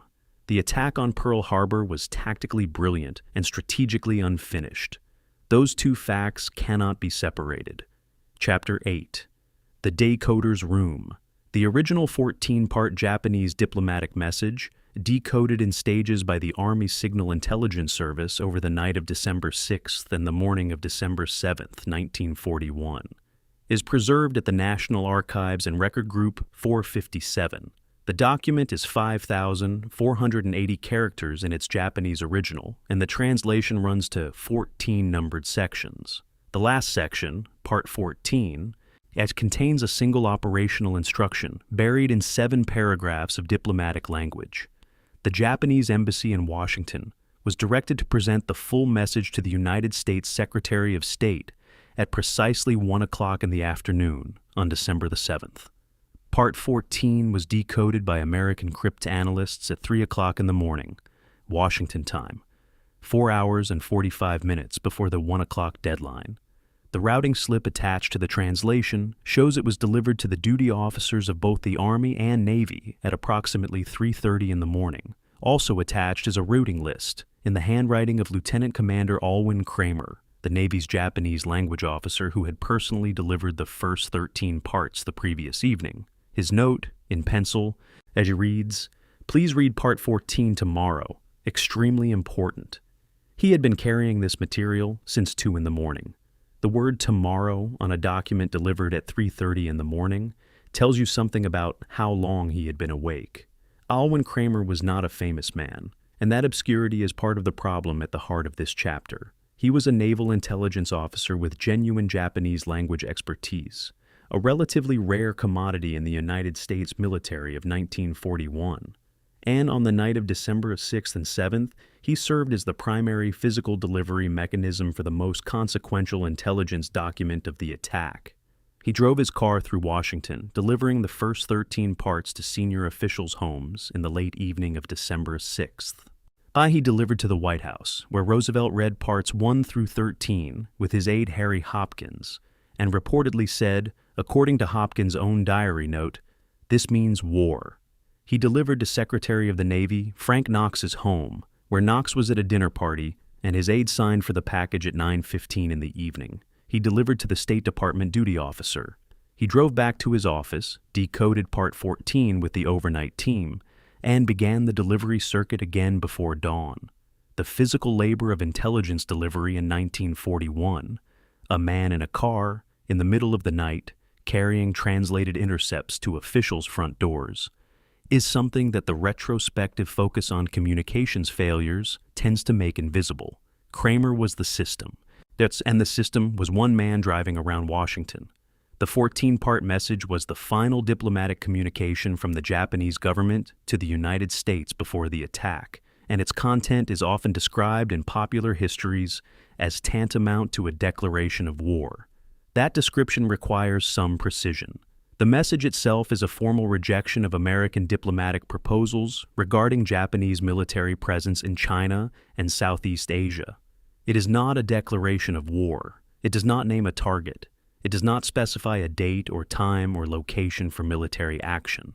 What makes it operationally significant, what transforms it from a diplomatic document into an intelligence product, is the combination of its content with the 1 o'clock delivery instruction in Part 14. When Kramer decoded that instruction in the early morning hours of December the 7th, he calculated the time zone differential. 1 o'clock Washington time was 7:30 in the morning in Hawaii. He understood what the time correspondence implied. His subsequent congressional testimony describes his recognition of the significance explicitly. He believed the delivery time indicated Japanese military action was likely to begin in the Pacific in the hours immediately surrounding that deadline. He communicated this belief to his superiors. His superiors asked him to stand by. The technical dimension of the American code-breaking operation deserves careful explanation. And because the popular understanding of it, the idea that America had broken the Japanese codes, is dangerously oversimplified in ways that contributed directly to the intelligence failure. The purple cipher machine, which encrypted Japan's highest-level diplomatic traffic, had been reconstructed by William Friedman's Army Signal Intelligence Service team in September of 1940, more than a year before the attack. Breaking purple was an extraordinary cryptanalytic achievement. The SIS team reconstructed the machine's entire wiring logic from traffic analysis alone, without ever seeing the actual Japanese device, using the insight that the cipher was built around commercial telephone stepping switches. When a captured Japanese purple machine was examined after the war, it matched what Friedman's team had deduced. They had built the lock before finding the key, but purple decrypted Japanese diplomatic traffic. Yoshikawa's harbor observation messages traveled on a lower-grade cipher called PAK2, which was broken separately and given lower processing priority. The two cipher systems were solved by different teams with different organizational reporting chains. Nobody was systematically reading both simultaneously. The war warning message dispatched to Pacific commanders on November 27th had used the word war explicitly, but it had named the Philippines, Thailand, and Borneo as probable Japanese targets, not Hawaii. On December 6th, another message had been sent to commanders, noting that Japanese diplomatic posts in various countries had been instructed to destroy their code machines, a standard pre-war measure. The intelligence significance of which was understood in Washington, but apparently not communicated with sufficient urgency to Pearl Harbor. Army Chief of Staff George Marshall briefed on Part 14 at approximately 9 o'clock on the morning of December the 7th, dictated a final warning message to Pacific commanders at 9:48. The message was addressed to the commanding generals in the Philippines, Panama, and Hawaii. It was transmitted by commercial telegraph. The military radio link to Hawaii was experiencing atmospheric interference, and the commercial telegraph relay to Honolulu was routed through RCA's San Francisco office. The message arrived at the RCA office in Honolulu at 7:33 in the morning, local time, 22 minutes before the first bomb fell. A bicycle messenger was dispatched with it.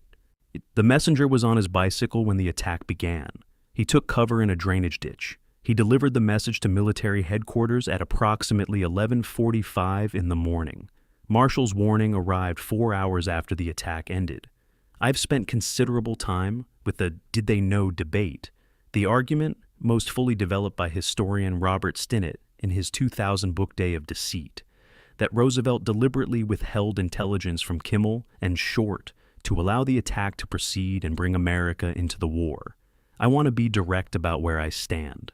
The conspiracy theory requires that Roosevelt, Marshall, Stark, Knox, and several dozen other officials maintain coordinated silence about a deliberate act of mass deception for more than 8 decades, and that every one of the several independent investigations into Pearl Harbor failed to uncover it.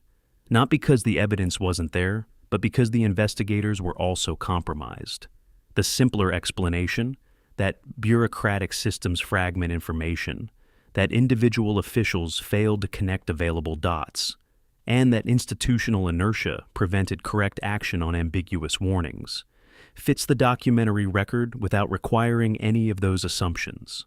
Stinnett's archival research is genuinely serious, and some of his specific findings about intelligence distribution anomalies are worth engaging.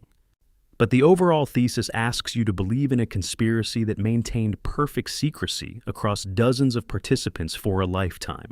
I find that less credible than the alternative, which is that American government institutions performed exactly as American government institutions usually perform when faced with incomplete, ambiguous, time-pressured information, slowly, imperfectly, and with tragic results. The 1 o'clock deadline in Part 14, the scheduling detail that Kramer recognized and flagged, contains within it the most important buried irony of the entire intelligence record. The Japanese government had intended to deliver its diplomatic notification before the bombs fell. The attack was scheduled to begin at approximately 7:30 Hawaiian time, 30 minutes after the 1 o'clock Washington deadline.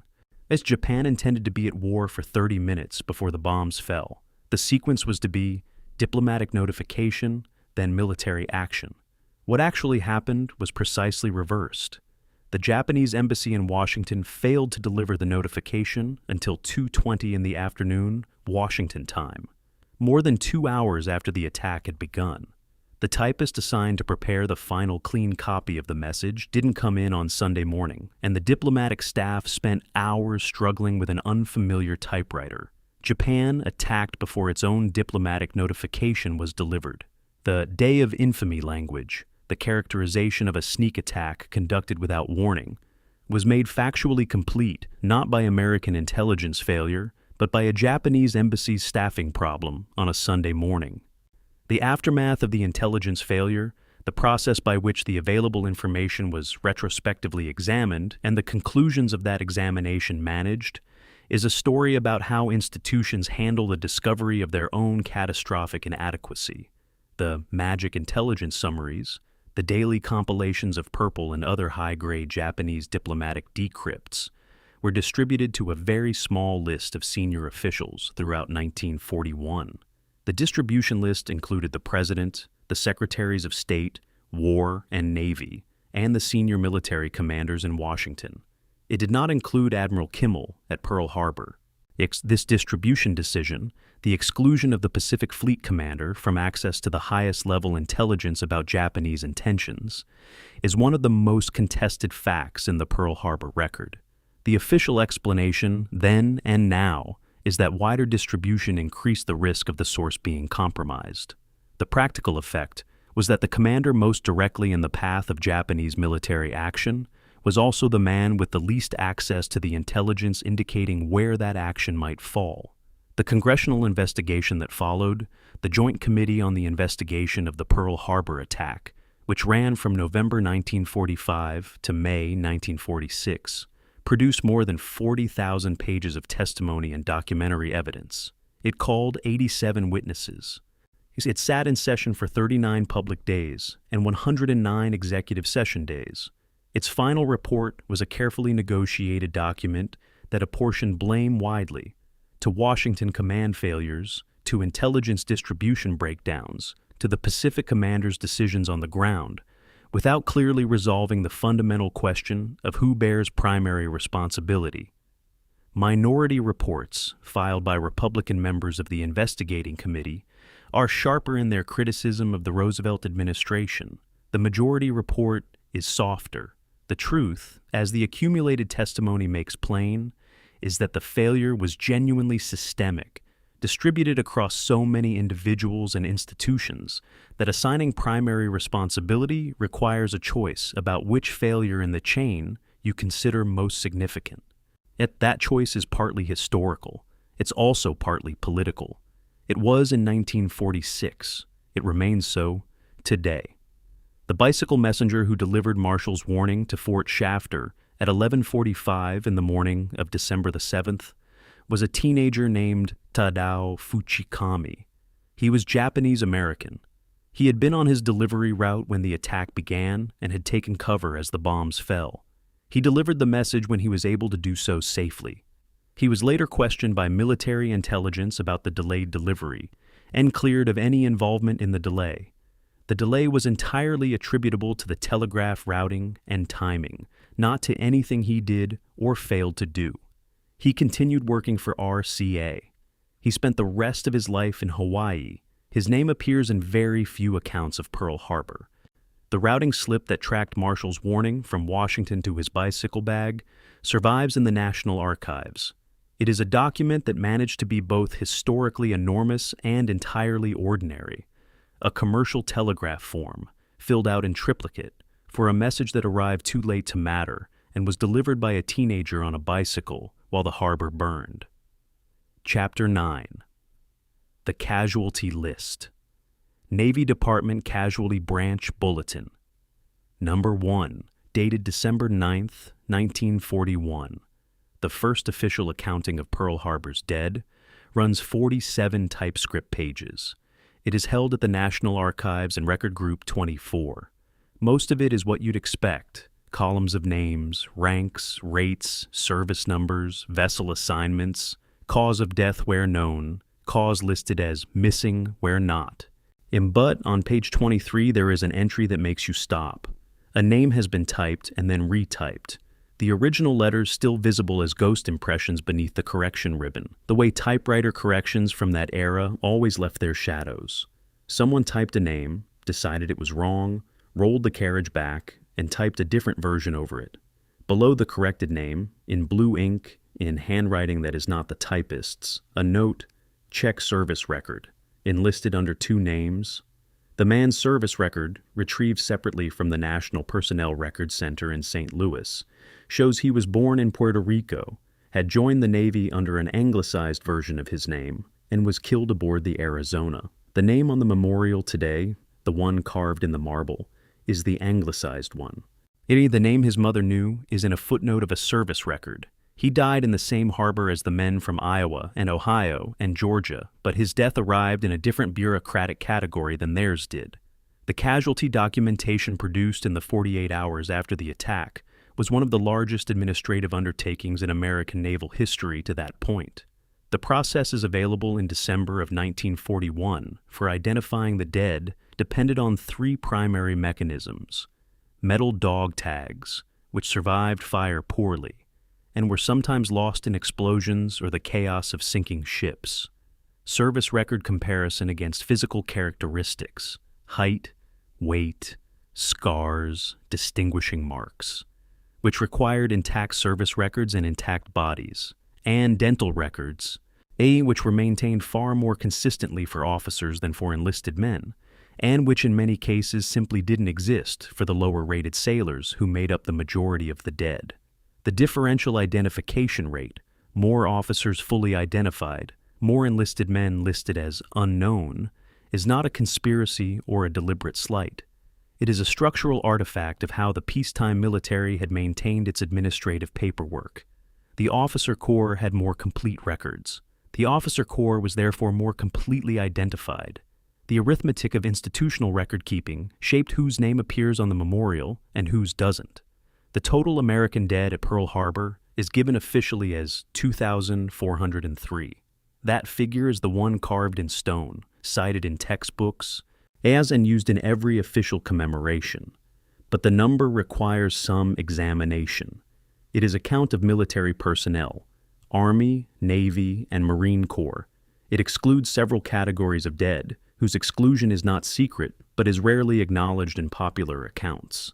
An undetermined number of civilian defense workers at the Navy Yard were killed in the attack, men employed by private contractors working government jobs, whose deaths were processed through civilian rather than military channels. And 6 Honolulu civilians were killed by falling American anti-aircraft shells, a fact suppressed by military censors for approximately 1 week after the attack, and one that sits uncomfortably with the narrative of a clean military engagement, including all categories, and some historians place the total American dead at approximately 2,467. The 64-person discrepancy is not a contested conspiracy number. It's a category definition. The official count counts military casualties. The others counted differently. Among the military dead, the racial and territorial composition of the casualties has never been fully examined in popular accounts, and I think that gap is worth addressing directly. Of the 2,403 official dead, An undetermined but significant number came from American territories rather than from the states. Puerto Rico, the Philippines, Guam, Hawaii itself, which was not yet a state. Filipino sailors who served at Pearl Harbor were largely members of the Insular Force, a separate legal category from the regular United States Navy. Their families received death benefits calculated under different, lower scales than those paid to the families of men from the continental states. This wasn't a specific Pearl Harbor policy. It was the pre-existing legal structure of American territorial military service, applied with full bureaucratic consistency to the dead of December 7th. The men died at the same moorings, in the same harbor, from the same bombs. The paperwork that followed sorted them differently. The blood bank situation in the immediate aftermath of the attack is documented in the records of Queens Medical Center in Honolulu, and it tells a story about civilian response that the military history tends to crowd out. By approximately 2 in the afternoon of December 7th, the military hospitals at Pearl Harbor and Aya had depleted their available blood supplies. Queens Medical Center, the main civilian hospital in Honolulu, put out a public call for blood donations, a practice that was, in 1941, still relatively new and organizationally rudimentary, with no established civilian blood banking infrastructure comparable to what would exist by 1943. The response documented in Queens records was immediate and enormous. Civilian Honolulu, including many residents of Japanese descent, came to the hospital in numbers that overwhelmed the collection capacity. The December 7th and 8th donation logs at Queens show a community responding to catastrophe with a directness and a speed that the military communication chains had entirely failed to achieve that morning. It fascinates me how the casualty records of Pearl Harbor reveal not just numbers, but a specific hierarchy of whose death was considered officially significant. The Casualty Branch Bulletin No. 1 lists officers by name, rank, and vessel in the first section, a section that takes up roughly a third of the document's 47 pages. The enlisted dead occupy the remaining 2/3, listed by rate rather than rank, with a higher proportion of entries marked identity unconfirmed or remains not recovered. The document is doing two things simultaneously. It is accounting for the dead, and it is reproducing the hierarchical structure of the institution that produced the dead. The privates and seamen who died in the Oklahoma's capsizing and the Arizona's magazine explosion were no less dead than the officers who died on their bridges. The document treats them differently anyway. That differential treatment wasn't intentional cruelty. It was the natural extension of how a hierarchical institution records itself even in its moments of catastrophe. Approximately 900 men are entombed in the USS Arizona, their bodies never recovered, legally a war grave since an act of Congress in 1950. The decision not to attempt recovery of their remains was made on two grounds that are distinct but often conflated in discussions of the memorial. The engineering ground was real. The wreck was structurally unstable in 1950. And cutting into it to recover, remains would have risked collapsing sections of the hull without recovering intact bodies. The moral ground was also real. There is a long military tradition, observed in different forms across many cultures, of leaving men who died at their posts in the place where they fell. The act of Congress formalizing the Arizona as a war grave resolved the tension between these two grounds by legislating the moral argument into law. Whether that was the right decision, whether the engineering argument alone would have permitted recovery by 1960 or 70, when the wreck had stabilized somewhat, is a question that serious historians of the memorial have raised without definitively answering. The survivor notification system, the mechanism by which families of Pearl Harbor servicemen were told their men had survived, failed in a specific and heartbreaking way that the casualty literature rarely addresses. The Navy, in the chaos of the first 48 hours, produced survived notification telegrams alongside the casualty notifications. A small number of these telegrams were sent in error to the families of men who had in fact been killed, men whose bodies hadn't yet been identified, or whose ship's records were incomplete, or who were listed as missing pending investigation, and whose families were notified of survival as a precaution. The post-war Veterans Organization records contain letters from these families, Letters that describe receiving two telegrams, the first saying, "Your son survived," and the second, arriving days or weeks later, correcting the first. The gap between those two telegrams, in some documented cases as long as 3 weeks, is a category of suffering that the casualty statistics don't capture. The numbers count the dead. They don't count the families who were given their sons back on paper and then had them taken away again. The Honolulu Blood Bank response on December 7th sits in my mind as the single most underreported story of the entire attack, and I want to return to it for a moment because it complicates the clean, sneak attack on a military installation, frame that most accounts impose. The people who came to Queens Medical Center to donate blood on the afternoon of December 7th included Japanese-American residents of Oahu, citizens and long-term residents whose community was already, by that afternoon, that's beginning to face the suspicion and surveillance that would intensify dramatically in the weeks to come. They donated blood anyway. The blood records don't note racial or ethnic identity. Blood type, yes. Donor ethnicity, number. But the oral histories of Queens medical staff from that period, collected by the University of Hawaii, described the donor lines as representing every community on the island. This was a community defending itself, all of it together. At the exact moment the first executive orders restricting Japanese American movement were being drafted in offices 3,000 miles away.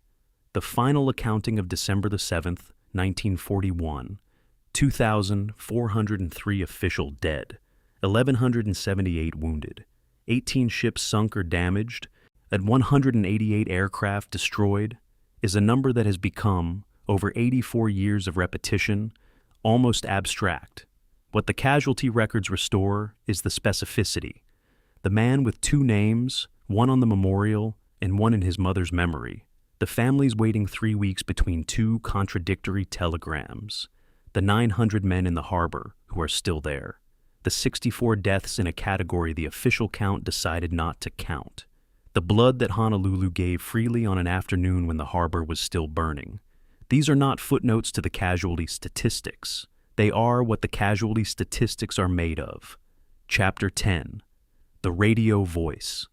The KGMB radio station log for December 7, 1941, exists in fragmented form at the Hawaii State Archives. It is a working document, part handwritten, part typed, the handwriting changing as different station personnel rotated through during what became an extraordinary broadcast day.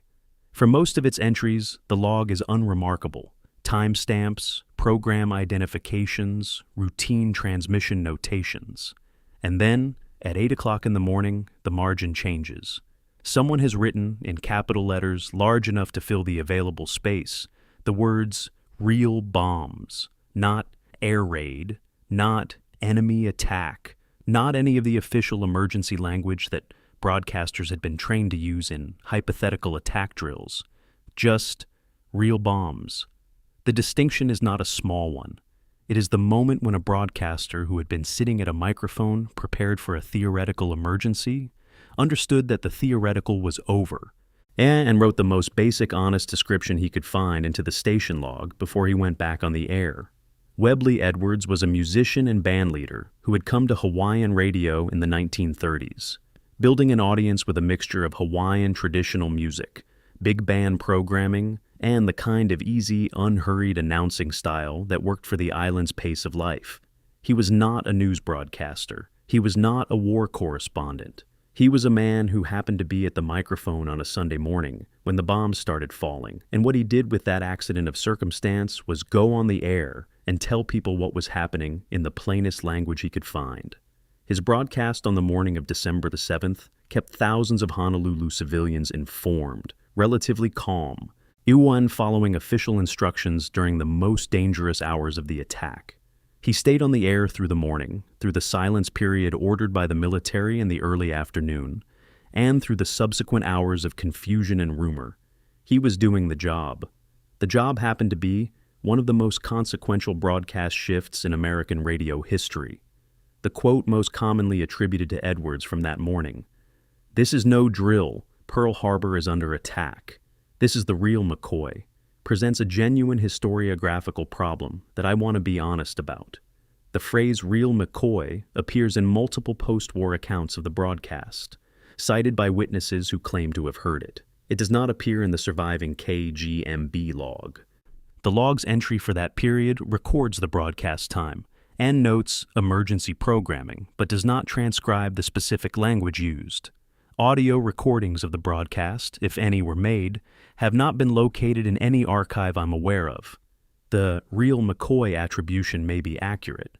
The phrase was common American slang of the period and entirely plausible in context.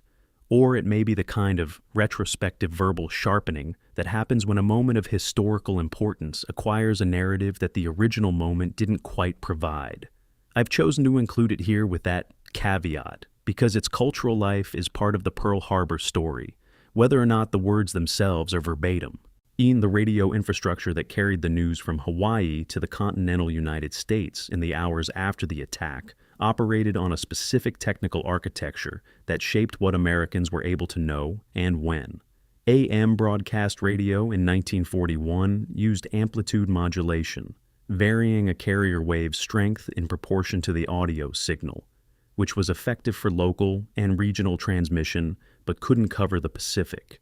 Long-distance relay to the mainland required shortwave frequencies that propagated via ionospheric bounce, a method that was reliable but subject to atmospheric interference and not designed for real-time news transmission at scale.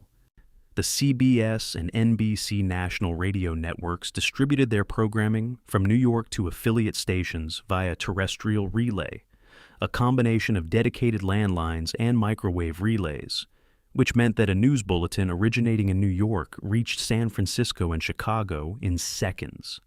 Americans on the West Coast heard about the attack on Pearl Harbor from New York radio bulletins before many civilians in Honolulu did, because Honolulu civilians who weren't listening to KGMB had no other source of information, and because the military imposed a radio silence order on Hawaiian broadcast stations by early afternoon.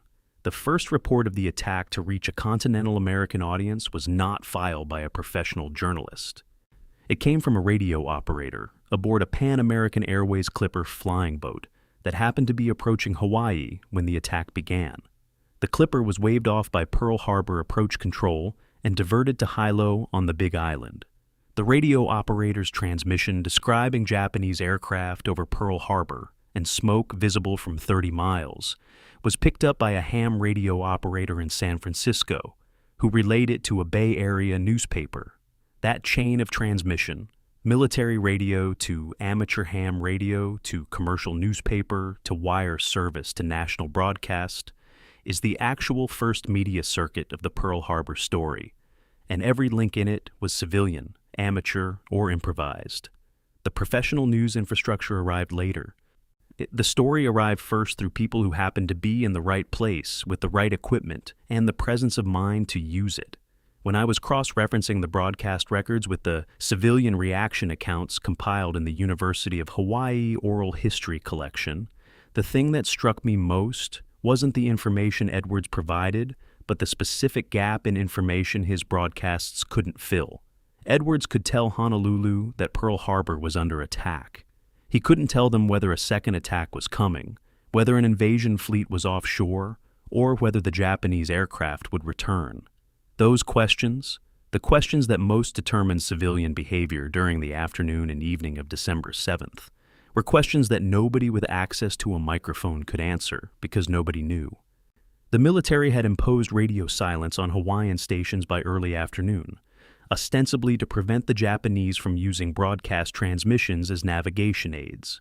The practical effect of that silence was to leave civilian Honolulu in an information vacuum precisely when anxiety was at its most acute.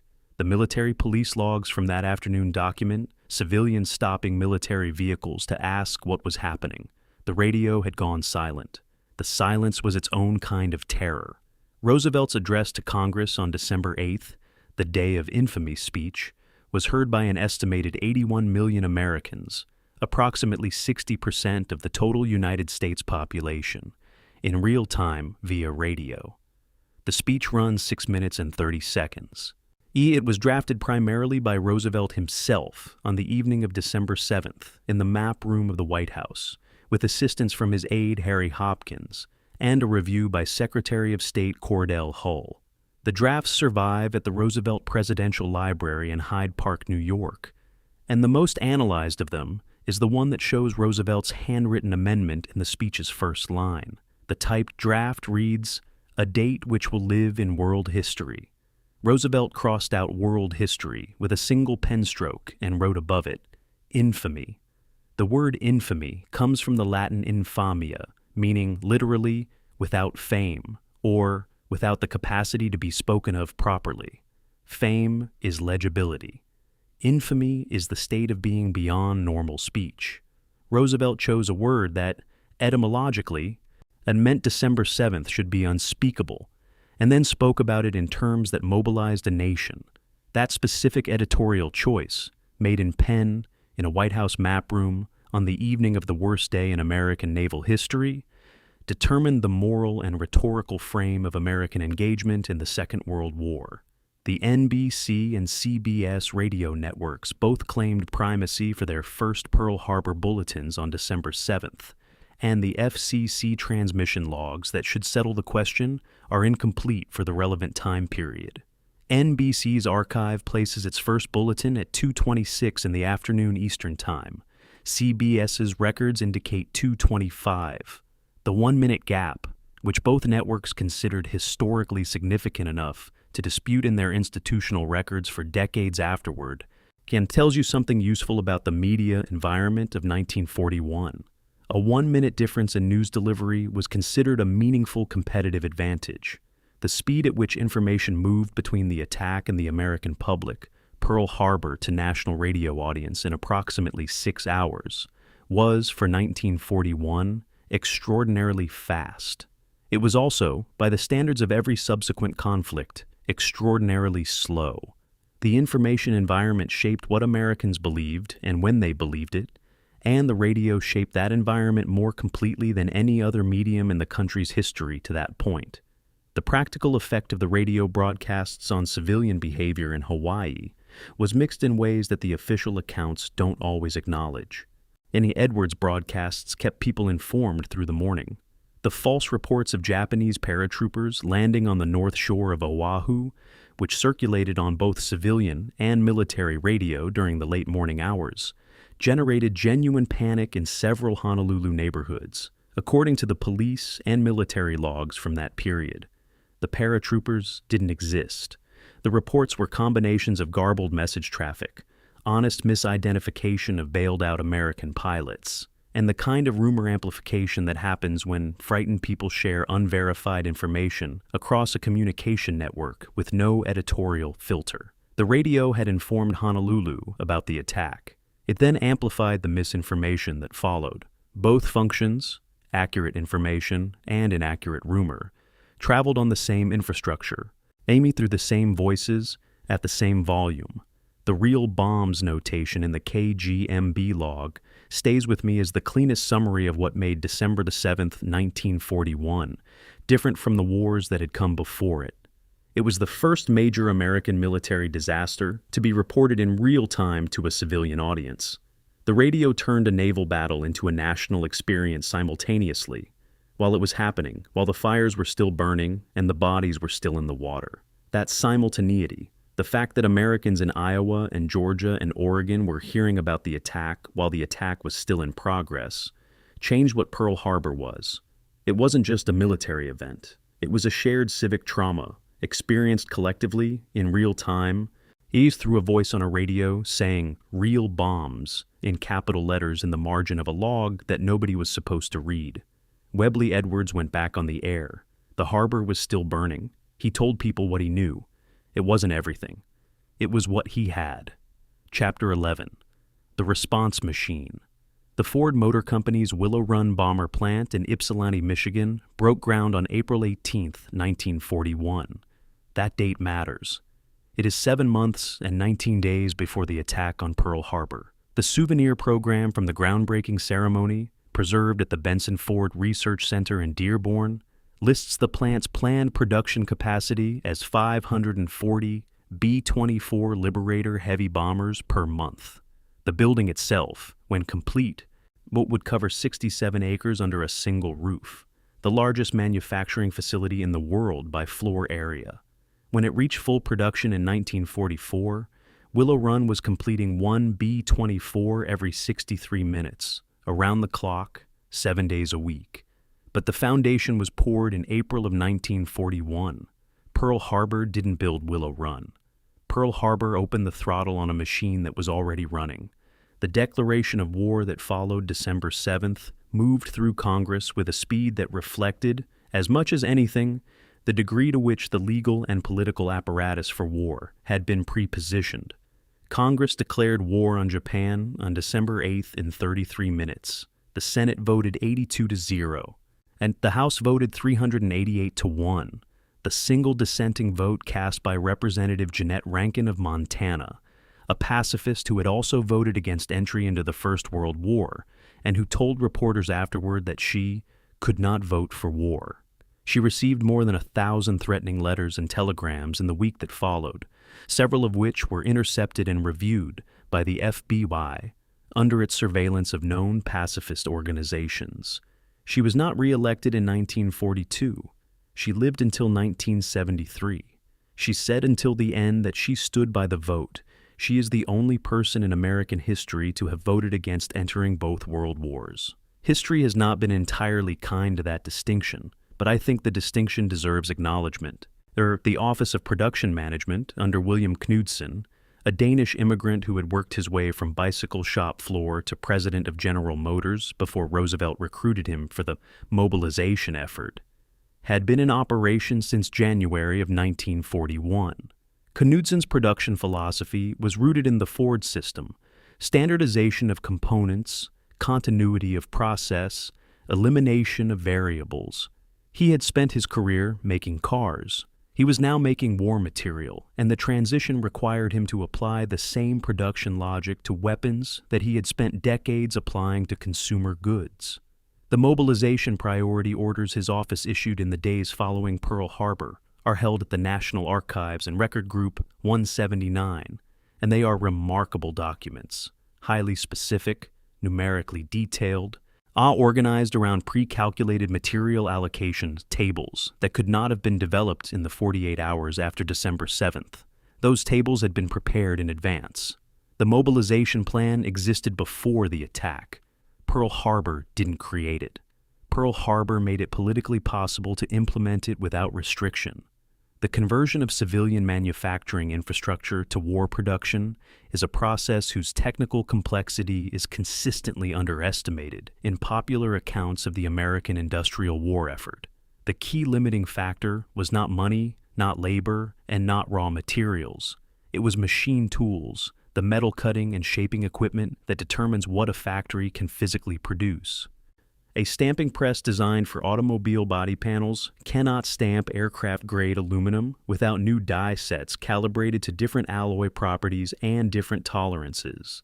A lathe set up for automotive engine components cannot produce gun barrels without recalibration for different steel hardness and different dimensional requirements. The Chrysler Tank Arsenal in Warren, Michigan, which would eventually produce more than 22,000 M4 Sherman tanks, required a 16-month retooling period involving over 1,800 individual machine tool modifications before it could produce its first tank. 16 months. That retooling began in late 1940. The first tank came off the line in April of 1942. The arithmetic only works if you started in 1940.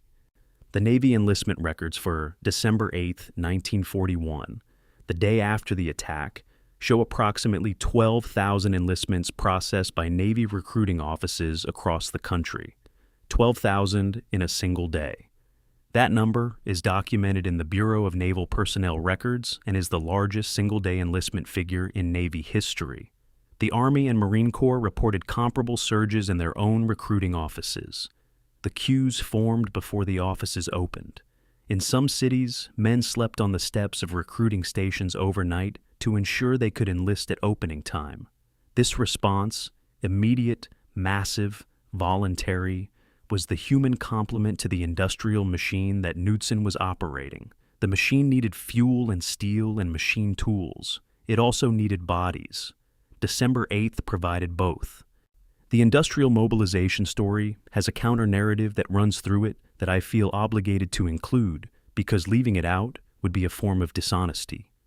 On February 19, 1942, 10 weeks after Pearl Harbor, President Roosevelt signed Executive Order 9066, authorizing the Secretary of War to designate military areas from which any persons could be excluded. The order did not name a specific population. Its implementation did.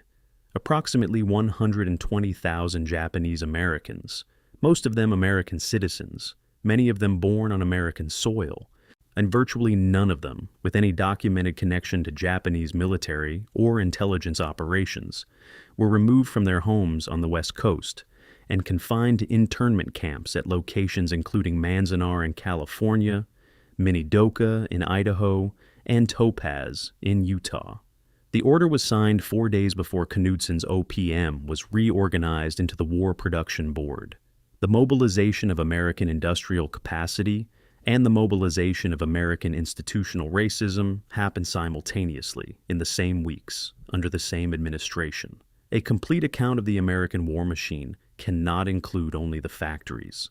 It fascinates me that the internment order's specific constitutional vulnerability, the use of wartime emergency powers to strip American citizens of their liberty based entirely on ancestry, was articulated clearly and publicly at the time by dissenting voices who were largely ignored. The American Civil Liberties Union filed formal objections. A small number of Japanese Americans refused the removal order and challenged it legally. The Supreme Court's decision in Korematsu versus United States in 1944 upheld the internment order in a ruling that remained technically valid law until the court formally repudiated it in 2018. 74 years of valid precedent, built on a wartime decision that its own principal architects later acknowledged was driven by racial animus rather than security necessity. Secretary of War Henry Stimson wrote in his diary in February of 1942 that he was very reluctant to recommend the order and considered it constitutionally dangerous. He signed the recommendation anyway. The production numbers that emerge from the American industrial mobilization are numbers that strain ordinary comprehension. In 1941, American factories produced approximately 3,100 military aircraft. In 1944, they produced 96,318, a 31-fold increase in 3 years. American shipyards launched approximately 140,000 naval vessels of all types between 1941 and 1945, including 93 fleet carriers, 1,200 destroyers, and more than 1,400 destroyer escorts. Total American war production between 1942 and 1945 exceeded total Axis war production by a ratio of approximately 2.7 to 1. In specific categories, aircraft, cargo ships, landing craft, the ratio was higher. Yamamoto had seen the Ford plants. He had seen the Texas oil fields. He had written the assessment of what those things meant. He was right. The logistical backbone of all this production was fuel, specifically the petroleum that American oil fields produced in quantities that dwarfed any other nation's capacity. The United States in 1943 produced approximately 1.5 billion barrels of petroleum, approximately 2/3 of total world production. Japan, whose oil supply had been severed by the American embargo of 1941, was operating its military on reserves and captured Indonesian oil that totaled perhaps 1/15 of American production. The fuel arithmetic was never close. Every Japanese aircraft that flew at Pearl Harbor, every torpedo that ran in the harbor, every mile steamed by the First Air Fleet was being powered by a fuel supply that was finite, contracting, and irreplaceable. Every American aircraft, ship, and vehicle was being powered by a supply that was effectively inexhaustible on any time scale relevant to a war of 3 to 4 years. Yamamoto had understood this. He had committed the understanding to paper, and then he had launched the attack. The machine that Pearl Harbor released from its political constraints ran for 3 years and 8 months. It produced $41 billion in military equipment in 1944 alone, in constant 1941 dollars, a figure that represents approximately 40% of that year's entire gross domestic product. It employed at its peak over 19 million workers in direct war production. It converted the world's largest consumer economy into the world's largest war economy in under 2 years, and then converted it back to consumer production in under a year after the war ended. The efficiency of that conversion, both ways, has never been replicated. The machine is gone. The conditions that produced it, the concentrated domestic industrial capacity, the available skilled manufacturing workforce, and the political unity that made resource allocation decisions straightforward, have not existed in the United States since approximately 1948. The arsenal of democracy was real. It was also specific to a moment in American history that we shouldn't assume is automatically repeatable. Chapter 12. The Wrong Enemy. The Tripartite Pact, signed in Berlin on September 27, 1940, between Germany, Italy, and Japan, contains a specific mutual defense clause in its third article. The clause commits the three parties to assist one another with all political, economic, and military means if one of the three contracting parties is attacked by a power at present not involved in the European war. The critical word in that clause is attacked. Japan attacked the United States. Under the plain reading of Article 3, Germany had no legal treaty obligation to declare war. The legal scholars at the German Foreign Ministry reached this conclusion in a formal written analysis dated December 9, 1941, 2 days after Pearl Harbor and 2 days before Hitler's declaration of war. The analysis has survived in the captured German Foreign Ministry documents held at the German Federal Archives. It is a competent, correctly reasoned legal document. Hitler declared war on America on December 11th. He didn't read the legal analysis, or he read it and didn't care, or he considered the legal question irrelevant to what he had already decided. The foreign policy apparatus of the Third Reich produced a correct answer and was ignored by the man it served. That gap, between the institution's finding and the leader's decision, is the center of this chapter. Hitler received news of Pearl Harbor at his Wolf's Lair field headquarters in East Prussia on the evening of December 7th. The accounts of his reaction in the hours that followed are drawn from multiple sources of varying reliability: Speer's memoirs, Bormann's diary fragments, the recollections of Wehrmacht adjutants present at the time. They converge on a common description. He was exultant. The word appears in German, begeistert, enthusiastic to the point of excitement, in at least 3 independent accounts. He immediately began framing the Pacific conflict as advantageous to Germany. American attention and industrial resources would be divided between 2 ocean theaters. The Pacific War would prevent Roosevelt from further materially supporting Britain and the Soviet Union, and Japan's naval power would pin the American Pacific Fleet away from the Atlantic. These were not unreasonable strategic observations. Germany's problem was not that Hitler's immediate analysis was wrong. Germany's problem was that he translated that analysis into a declaration of war without thinking through what it meant in practice. The strategic case against Germany's declaration of war is simple, documented, and was articulated at the time by Hitler's own most capable subordinates. Foreign Minister Joachim von Ribbentrop argued that Germany should maintain formal neutrality toward the United States while supporting Japan diplomatically and economically, maximizing the distraction of American attention in the Pacific without formally committing Germany to a war it didn't need to fight. Admiral Erich Raeder, the Navy Commander-in-Chief, had been requesting authorization for unrestricted submarine warfare against American shipping since the spring of 1941, when Roosevelt extended American naval patrols deep into the Atlantic. Raeder wanted the declaration because it gave him the legal authorization he needed for his U-boat campaign. Ribbentrop didn't want it because it created an enemy Germany didn't need. And Hitler resolved the disagreement by agreeing with Raeder on the operational question and with Ribbentrop's strategic logic on no question at all. The Reichstag address of December 11th, Hitler's formal declaration of war on the United States, is a peculiar document in the history of wartime speeches. It runs nearly 90 minutes.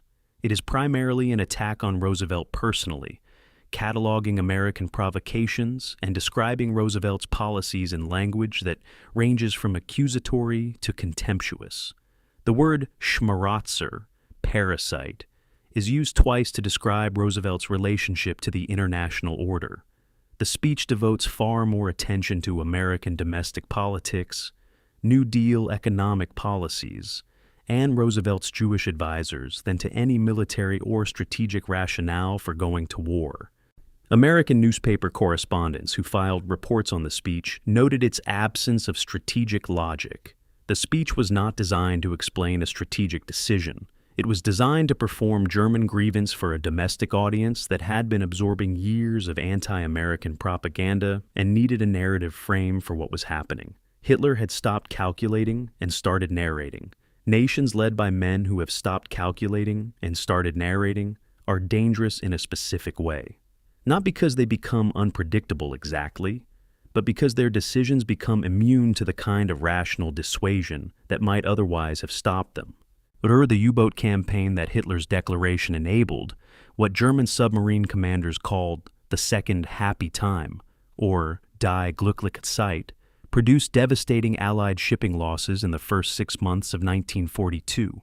In those 6 months, approximately 400 Allied and neutral merchant ships were sunk in the Atlantic and Caribbean, representing roughly 2 million tons of shipping. American coastal cities on the East Coast could see the fires of burning tankers from their beaches. The carnage occurred primarily because the American Navy was unprepared for anti-submarine warfare at scale along its own coastline.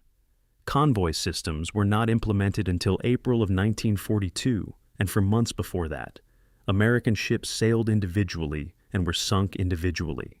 Admiral Karl Donitz's operational plan, the tonnage war theory, which held that sinking more than 700,000 tons of Allied shipping per month would eventually collapse the Atlantic supply chain, came close enough to working in those first 6 months to constitute a genuine strategic threat. Germany's declaration of war had enabled exactly the submarine campaign its Navy had been requesting for 2 years. The campaign nearly worked. When I cross-referenced the German naval records with the American shipbuilding data from the same period, the thing that struck me most was how close the tonnage war actually came to being decisive. In January and February of 1942, American East Coast shipping losses were running at rates that, if sustained, would have consumed Allied reserve shipping faster than it could be replaced. The turning point was not a single battle or a single technological breakthrough. It was a production rate. American shipyards, reorganized under Admiral Ernest King's convoy protection program and Henry Kaiser's prefabricated Liberty ship construction method, began replacing tonnage faster than Dönitz could sink it by approximately July of 1942. The German declaration of war had released the U-boat campaign. American industrial capacity, the same industrial capacity Yamamoto had assessed and Hitler had apparently not, then absorbed and eventually defeated it. The arithmetic that Yamamoto understood turned out to apply in the Atlantic as well as the Pacific. Hitler's declaration of war on the United States has been analyzed primarily as a German strategic failure, which it was. It is less often analyzed as an American strategic gift, which it also was. Roosevelt's Germany First doctrine, the conviction, shared by his senior military advisors and by Churchill, that Germany represented the primary strategic threat and needed to be defeated before Japan, was a strategically sound position with one major political problem. The American public and significant portions of Congress after Pearl Harbor wanted to fight Japan. The attack had been in the Pacific. The enemy was Japan. The idea of redirecting the primary American war effort to Europe, while Japan was relatively uncontested in the Pacific, was going to require a substantial political argument that Roosevelt was not certain he could win.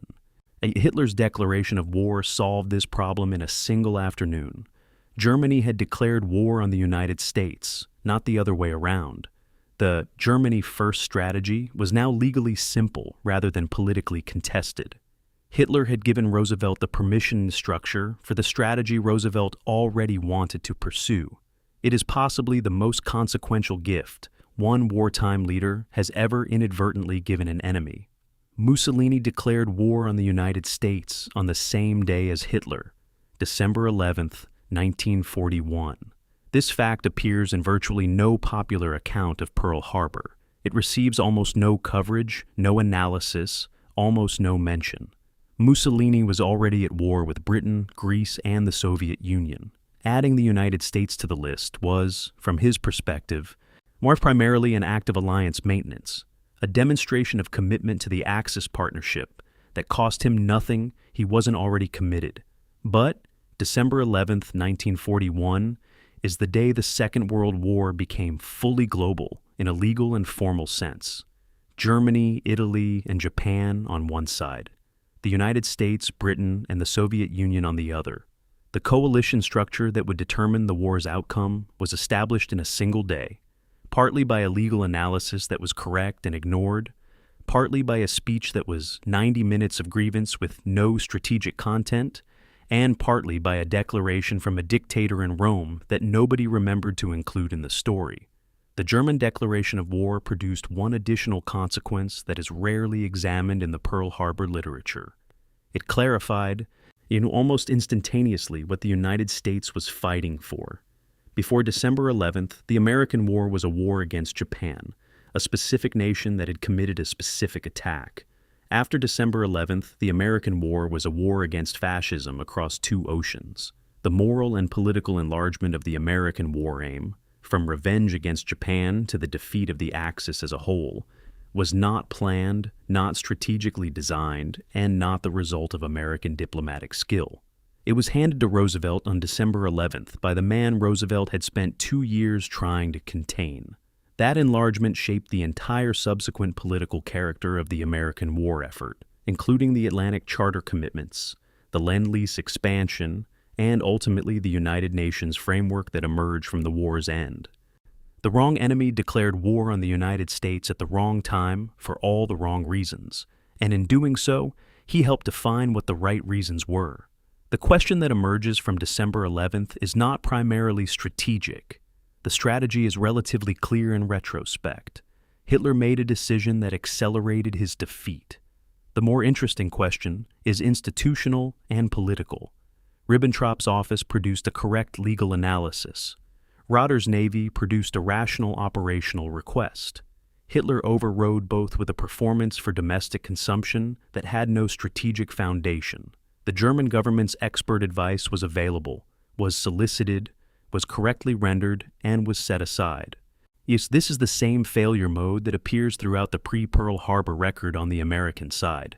Correct analysis produced by competent people, ignored by the decision-making layer above them. The failure of institutions to act on their own best findings is not a German pathology or an American pathology. It is a recurring feature of how hierarchical organizations make decisions under pressure. The only difference between the American failure of November of 1941 and the German failure of December 11th is which side it helped. Chapter 13. The Reckoning.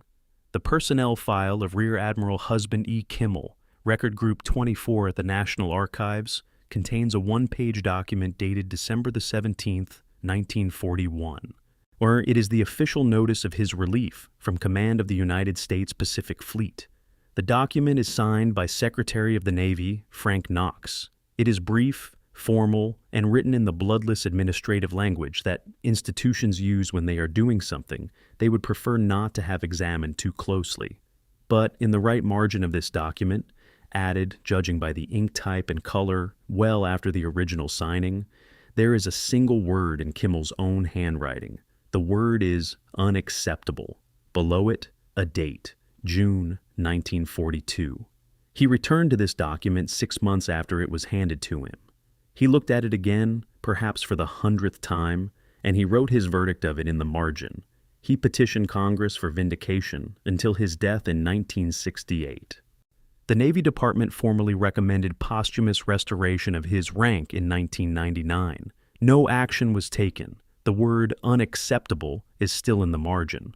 The Roberts Commission, the first of 8 official investigations into Pearl Harbor, was convened on December 18, 1941, 11 days after the attack, under Supreme Court Justice Owen Roberts. It completed its work in 5 weeks. 5 weeks to investigate the most consequential military disaster in American history.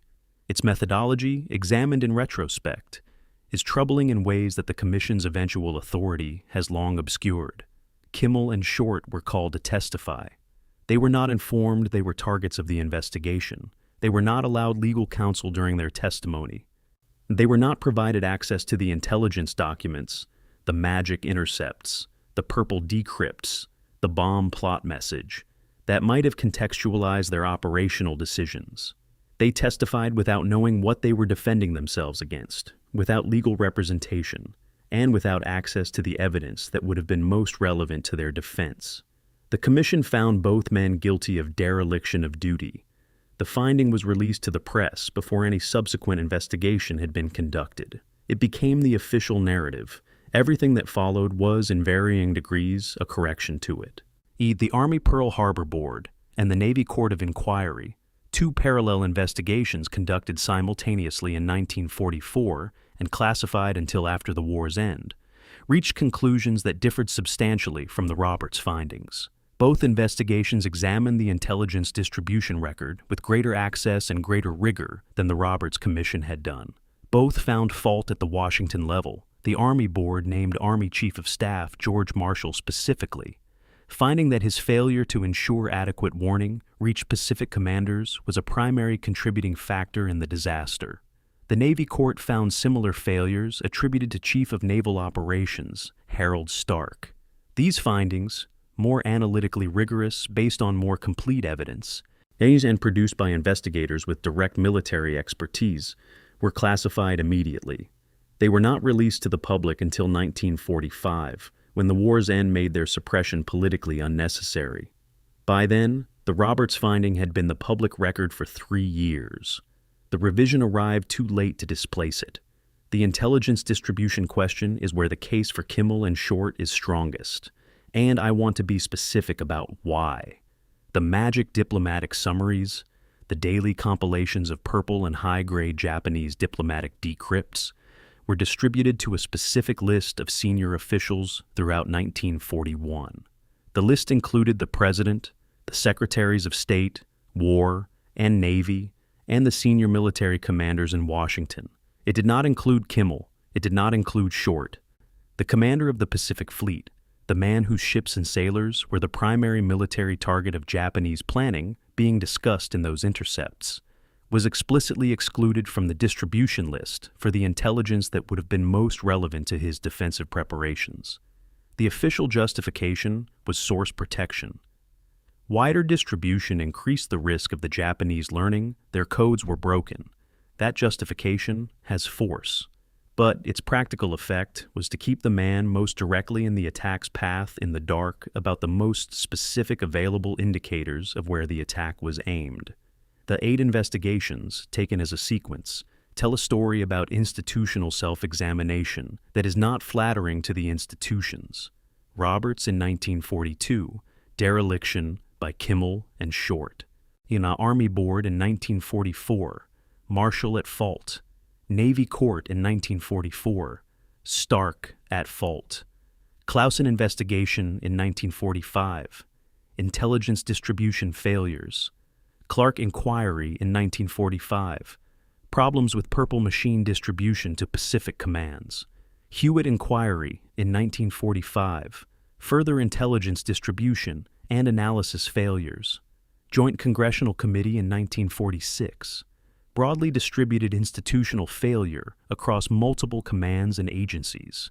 Dorn Report in 1995, Washington-level failures most significant. Kimmel and Short not primarily culpable. 8 investigations, 7 decades. The findings migrate steadily from the Pacific to Washington as the investigators gain access to better evidence and operate under less immediate political pressure. The first investigation, conducted fastest under the most political pressure with the least complete evidence, produced the finding that stuck. That's not how the process is supposed to work. When I was going through Kimmel's congressional testimony in the Joint Committee record alongside the magic summaries he was never shown, I kept returning to a specific document from November 29, 1941, 8 days before the attack. It is a magic intercept of a Japanese foreign ministry message to its embassies, instructing them to destroy their purple cipher machines and all classified documents. This message, which was read in Washington by senior officials, including Marshall and Stark, is about as close to a war-imminent indicator as diplomatic traffic can produce without naming a date and target. And then Kimmel was not shown it. Short was not shown it. Their intelligence officer at Pearl Harbor was not shown it. The men responsible for defending the Pacific Fleet's base were not given access to a document that told them, in unambiguous operational terms, that Japan was preparing for a transition to war footing. That exclusion is not, in my assessment, a minor administrative failure. It is a central causal factor in the disaster of December 7th.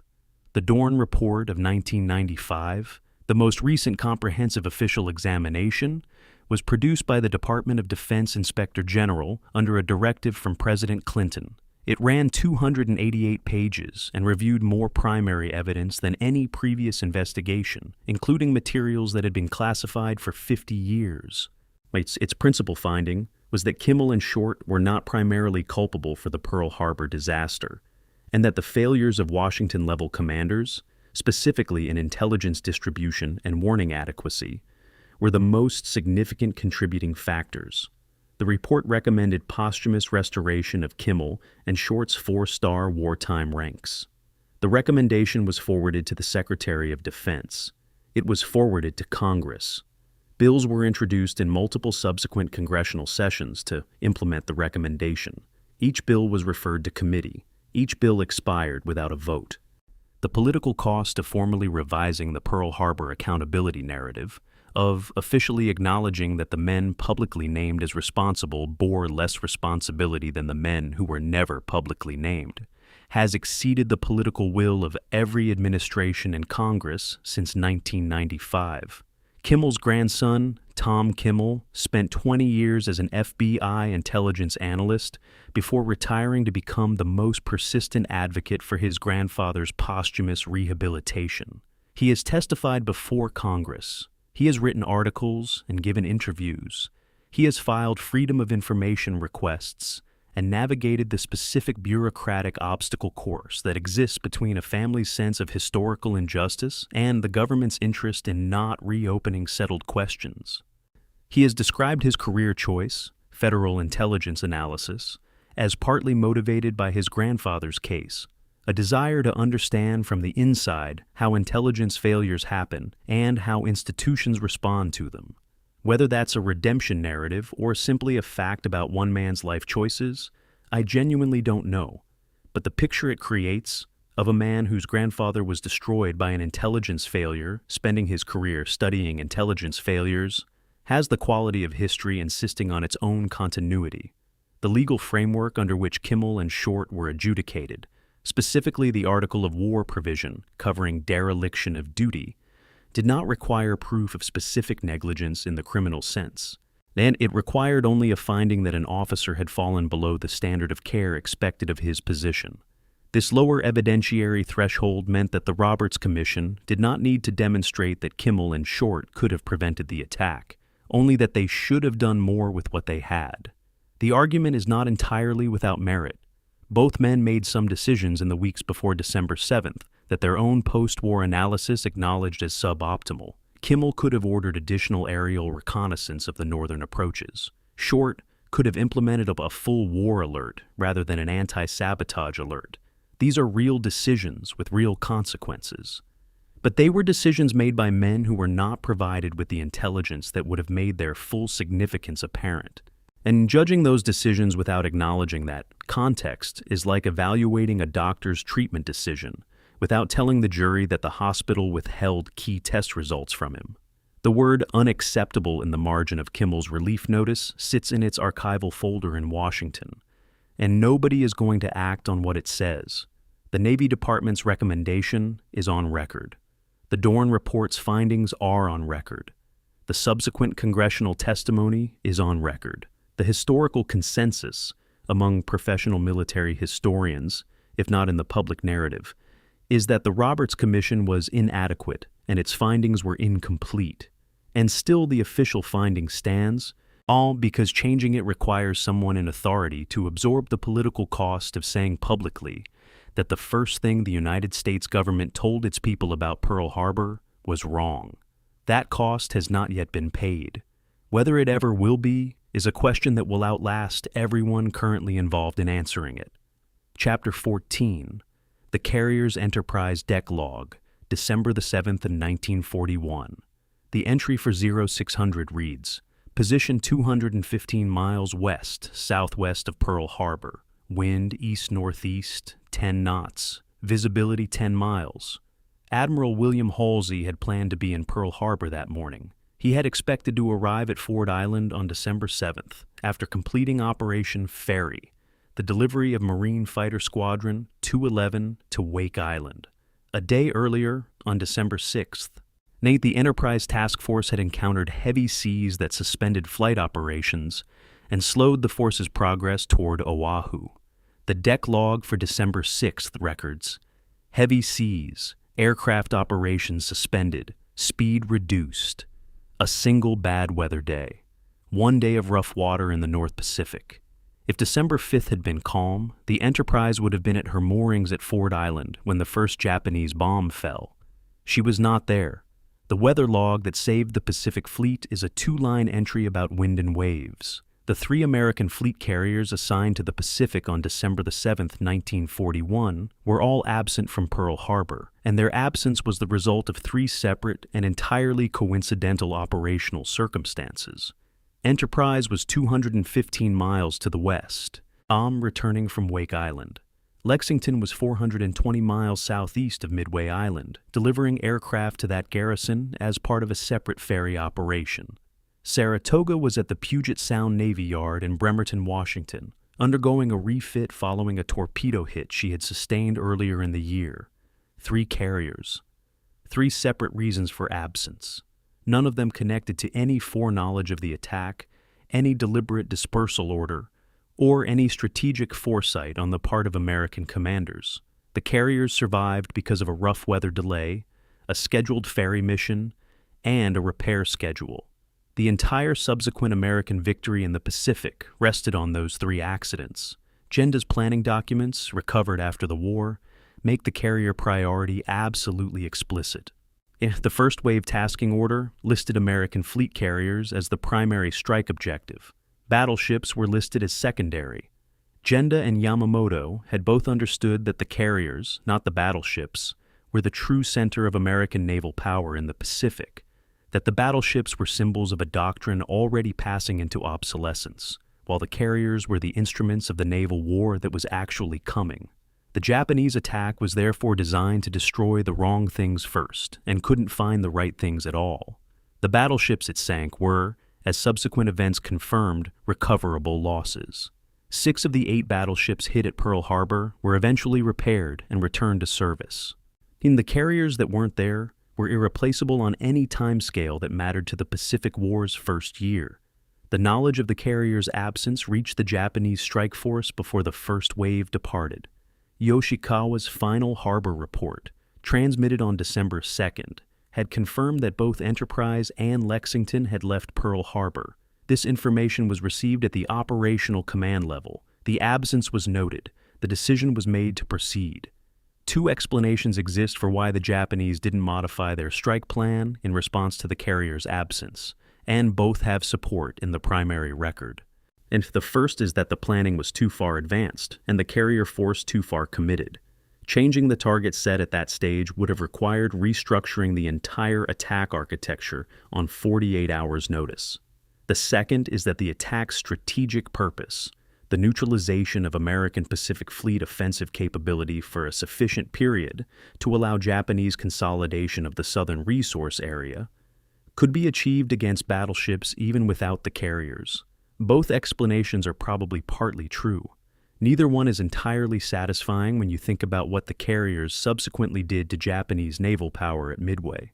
Halsey's approach to Pearl Harbor on the afternoon of December 7th is documented in his own post-war memoir and in the Enterprise deck log. And it's a moment that deserves attention because of what it reveals about the psychological experience of arriving at a battle after it has ended. Enterprise picked up the radio signals indicating the attack at approximately 0800. Halsey increased speed and turned toward Pearl Harbor under combat conditions. His escort screening for submarines, his aircraft armed and on standby. He was furious by his own account. He reportedly told his staff, "Before we're through with them, the Japanese language will be spoken only in hell." The quote is documented in his memoir and in the recollections of his chief of staff, Captain Miles Browning. Whether the specific words are verbatim is uncertain. The sentiment is consistent with every other documented record of Halsey's state of mind that afternoon. He entered Pearl Harbor as the sun was going down on December 7th. The fires were still burning. The Arizona was still producing its black column of smoke. Enterprise was intact and operational. The contrast between the burning harbor and the undamaged carrier was, for those present, the visual summary of how the next 4 years would be fought. It fascinates me that the near-miss character of the carrier's survival, the degree to which their absence was a product of weather and scheduling rather than planning, is something that American military histories have occasionally struggled to present honestly. There's an understandable temptation to retrospectively attribute significance to the carrier's absence, to suggest that someone knew, or that the Pacific commanders were preparing for the possibility of attack by dispersing their most valuable assets. The evidence doesn't support that reading. The Enterprise was at sea because she was delivering fighters to Wake Island. The Lexington was at sea because she was delivering aircraft to Midway. The Saratoga was in dry dock because she'd been torpedoed. These are the reasons. They are mundane. The Pacific War's outcome rested on them anyway. The 6 months of naval operational history that followed Pearl Harbor trace a direct line from those 3 accidental absences to the battle that changed everything. Enterprise, back at Pearl Harbor by the evening of December the 7th, was immediately operational and participated in the futile search for the Japanese strike force in the days that followed. She launched the first American carrier offensive strike of the Pacific War in February of 1942, a raid on Japanese positions in the Marshall Islands that was strategically marginal but operationally significant as a proof of concept. Lexington and Yorktown having been transferred from the Atlantic, formed the carrier force that fought the Battle of Coral Sea in May of 1942, where Lexington was sunk, but Japanese carrier aviation suffered its first significant check. And then, in June of 1942, at a small atoll called Midway, the 3-carrier American force, Enterprise, Hornet, and the hastily repaired Yorktown, patched together in 72 hours at Pearl Harbor Navy Yard, met the Japanese first carrier strike force and destroyed it. 4 Japanese fleet carriers sunk in 2 days. The operational backbone of the Pearl Harbor attack force, gone. The Yorktown's role at Midway deserves a specific observation about industrial capacity and institutional will. She had been hit by a Japanese bomb at Coral Sea, and listed so badly that some Japanese accounts described her as sunk. She limped back to Pearl Harbor Navy Yard in late May. Admiral Chester Nimitz told his repair crews they had 72 hours to make her operational for Midway. The Navy's standard repair estimate for the damage she'd sustained was 90 days. 1,400 yard workers went aboard. They worked around the clock for 66 hours. Yorktown sortied for Midway on May 30th. 48 hours before the battle began, with construction workers still aboard completing repairs as she cleared the harbor. She was sunk at Midway on June 6th, but not before her aircraft had participated in the attack that destroyed 3 of the 4 Japanese carriers. She gave everything she had. The 72-hour repair job, that shouldn't have been possible, gave the United States a margin of carrier superiority at Midway that the battle's outcome required. That margin traced directly back to the carriers being absent from Pearl Harbor on December 7th. The battleship versus carrier question that Pearl Harbor definitively resolved, though the resolution took another 6 months to fully register in American naval doctrine, is one of the most structurally significant shifts in military technology in the 20th century. The battleship had been the dominant naval weapons platform for approximately a century, a capital ship whose combination of armament, armor, and range made it the measure of naval power.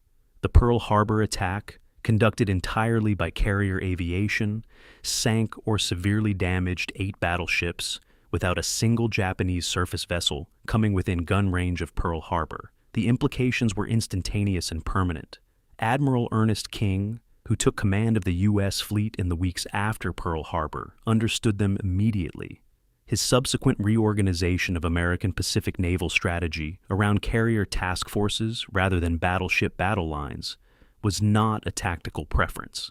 It was a response to the evidence of December 7th, applied as quickly as institutional inertia and building programs permitted. If the 3 fleet carriers that weren't at Pearl Harbor on December 7th, 1941, and the one that was hastily repaired and sent back to sea in 72 hours, won the Battle of Midway. The Battle of Midway broke Japanese carrier aviation as an offensive force. The breaking of Japanese carrier aviation opened the Central Pacific to American island-hopping offensive operations. The island-hopping offensive brought American air power within range of the Japanese home islands. The destruction of the Japanese home islands' industrial and transport infrastructure by American strategic bombing made the atomic bomb's use, when it came, the final strike against a society already being systematically dismantled from the air. Every link in that chain traces back to rough weather on December 6, 1941. And a ferry mission to Wake Island and a refit in Puget Sound. The contingency is genuine. The consequences were total. Chapter 15. The Long War Backward United States Strategic Bombing Survey Interrogation 503B, August of 1945. A requisition building in Yokohama. Minoru Genda sits across a table from an American naval intelligence officer. Genda is 40 years old. He designed the Pearl Harbor attack when he was 36. He has spent the intervening 4 years watching the consequences of his design unfold in directions he did not intend and could not control. The American officer asks, "In retrospect, was the operation a success?" The transcript records a pause. It does not specify how long the pause lasted. Then Genda's answer, rendered in translation, "Tactically, yes. Strategically, it was perhaps the worst thing we ever did." The officer does not follow up on the word perhaps. He moves to the next prepared question on his list. The perhaps goes unexamined in 41 pages of interrogation. I keep returning to it. The perhaps is doing an enormous amount of work. It contains within it the entire weight of everything Genda knew by August of 1945, 4 years of consequence, of Midway and Guadalcanal, and the Marianas and Leyte Gulf, and the firebombing of Tokyo, compressed into a single qualifying word placed in front of an honest verdict. The case for the Pearl Harbor attack as a tactical success is straightforward and not seriously contested. 8 battleships hit, 5 sunk or sunk and settled, 3 cruisers and 3 destroyers damaged. At 188 American aircraft destroyed, 2,403 Americans killed, 1,178 wounded, achieved in 110 minutes, with the loss of 29 Japanese aircraft and 64 men. By any measure of tactical exchange ratios, it was an extraordinary achievement. The case for it as a strategic failure is equally clear in the retrospective record, but requires understanding what the operation was actually supposed to achieve. Yamamoto's stated objective, documented in his January 1941 memorandum, was to deliver a blow so catastrophic that American naval power in the Pacific would be neutralized long enough for Japan to consolidate the southern resource area and establish a defensive perimeter that would make the cost of American reconquest prohibitive. Neutralizing American naval power for sufficient time required, at minimum, destroying the carriers. The carriers weren't there. It required, at minimum, destroying the repair infrastructure. The repair infrastructure survived. It required, at minimum, destroying the fuel supply. 4.5 million barrels of fuel oil sat untouched in their tanks. The oil question keeps pulling me back to the second wave and Nagumo's decision to cancel the third strike, because the strategic arithmetic is genuinely stark. Without fuel, the Pacific Fleet cannot operate from Pearl Harbor at all. If the oil farm had been destroyed, if the second wave had attacked the storage tanks rather than ships, Pearl Harbor would have ceased to function as a forward naval base for months, regardless of how many ships remained afloat. The operational range of American carriers and destroyers operating from the West Coast alone would have dramatically reduced their ability to respond to Japanese moves in the Central and South Pacific. The 6 months of Japanese operational dominance might have extended to a year. Midway, if it had been fought at all, might have been fought under different conditions. That is, we are talking about a targeting decision. Attack the tanks or attack the ships. That may have changed the timeline of the entire Pacific War by 12 months. Nobody attacked the tanks. The second wave's planning documents assigned them to a third strike. The third strike never came. The strategic miscalculation embedded in the Pearl Harbor operation goes deeper than tactical targeting failures, though. It rests on a fundamentally incorrect model of American political psychology. Yamamoto's design assumed that a sufficiently devastating surprise attack would shock the American government into seeking a negotiated settlement rather than a war of attrition. The evidence, from polling data, from congressional records, from the speed and unanimity of the war declaration, shows the opposite occurred. OACBS poll conducted on December the 7th and 8th found 96% of Americans supported the declaration of war. The sentiment in the congressional record is close to unanimous. Roosevelt's Day of Infamy speech, heard by 81 million people, converted a naval disaster into a statement of national will with a directness that no American leader had achieved since Lincoln. The Japanese attack didn't shock Americans into restraint. It shocked them into unity. The psychological model on which the entire operation rested was wrong. Yamamoto had assessed American industrial capacity correctly. He had assessed American political psychology incorrectly. The first error killed him eventually. The second error lost the war. Or the famous phrase attributed to Yamamoto, "I fear all we have done is awaken a sleeping giant and fill him with terrible resolve," is almost certainly not something Yamamoto ever said or wrote. His biographer, Hiroyuki Agawa, searched for it exhaustively in every available primary source: letters, diaries, official communications, staff officer recollections, post-war testimony. He couldn't find it. The phrase appears for the first time in the screenplay of the 1970 film Tora, Tora, Tora, written partly by Larry Forrester, where it is given to Yamamoto as a closing line that the film's narrative structure required.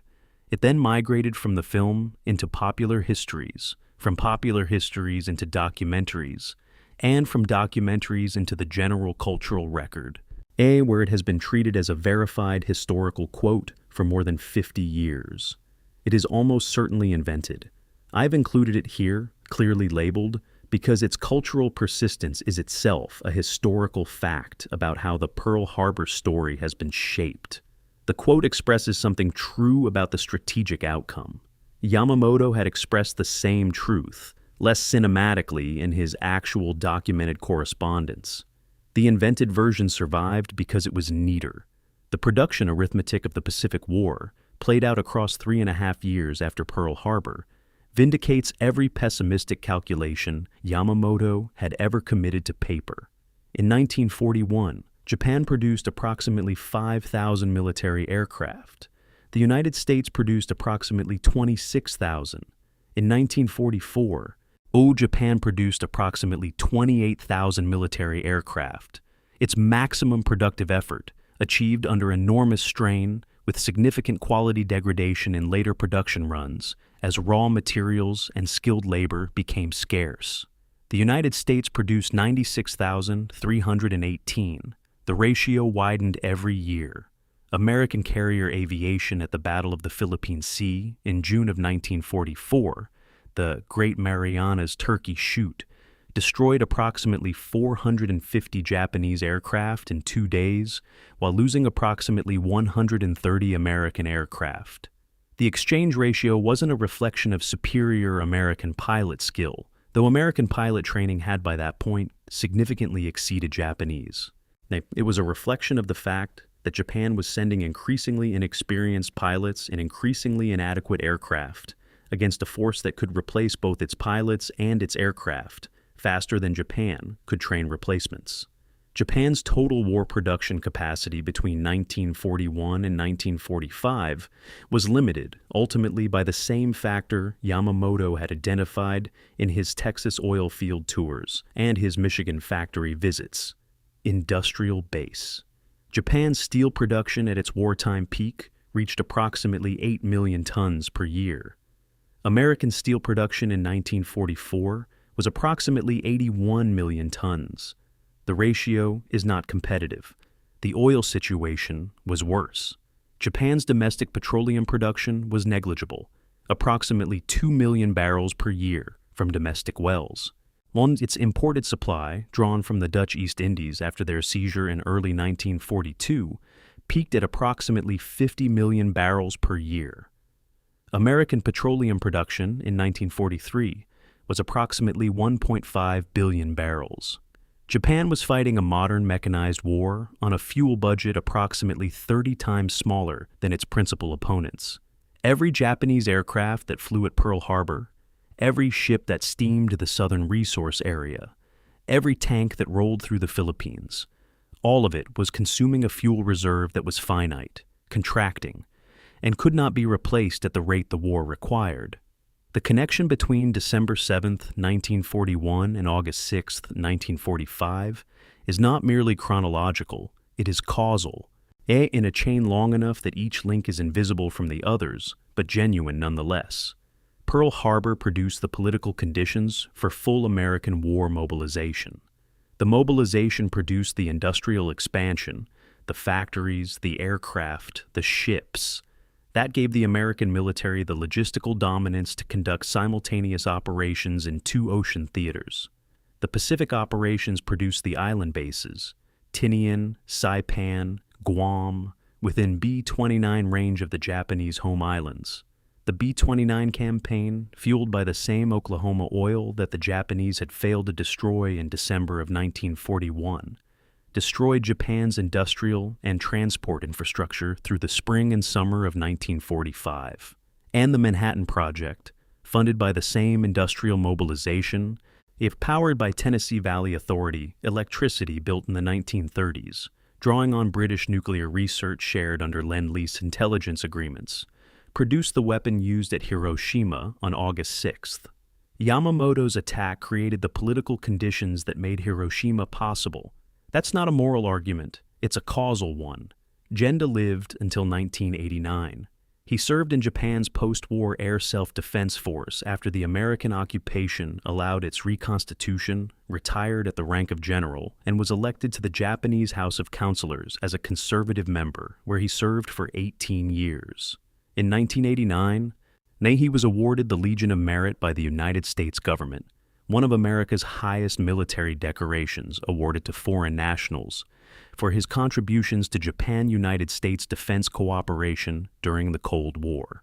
The Legion of Merit citation does not mention Pearl Harbor. The man who designed the attack received a decoration from the country he attacked for services rendered to the alliance that replaced the enmity he helped create.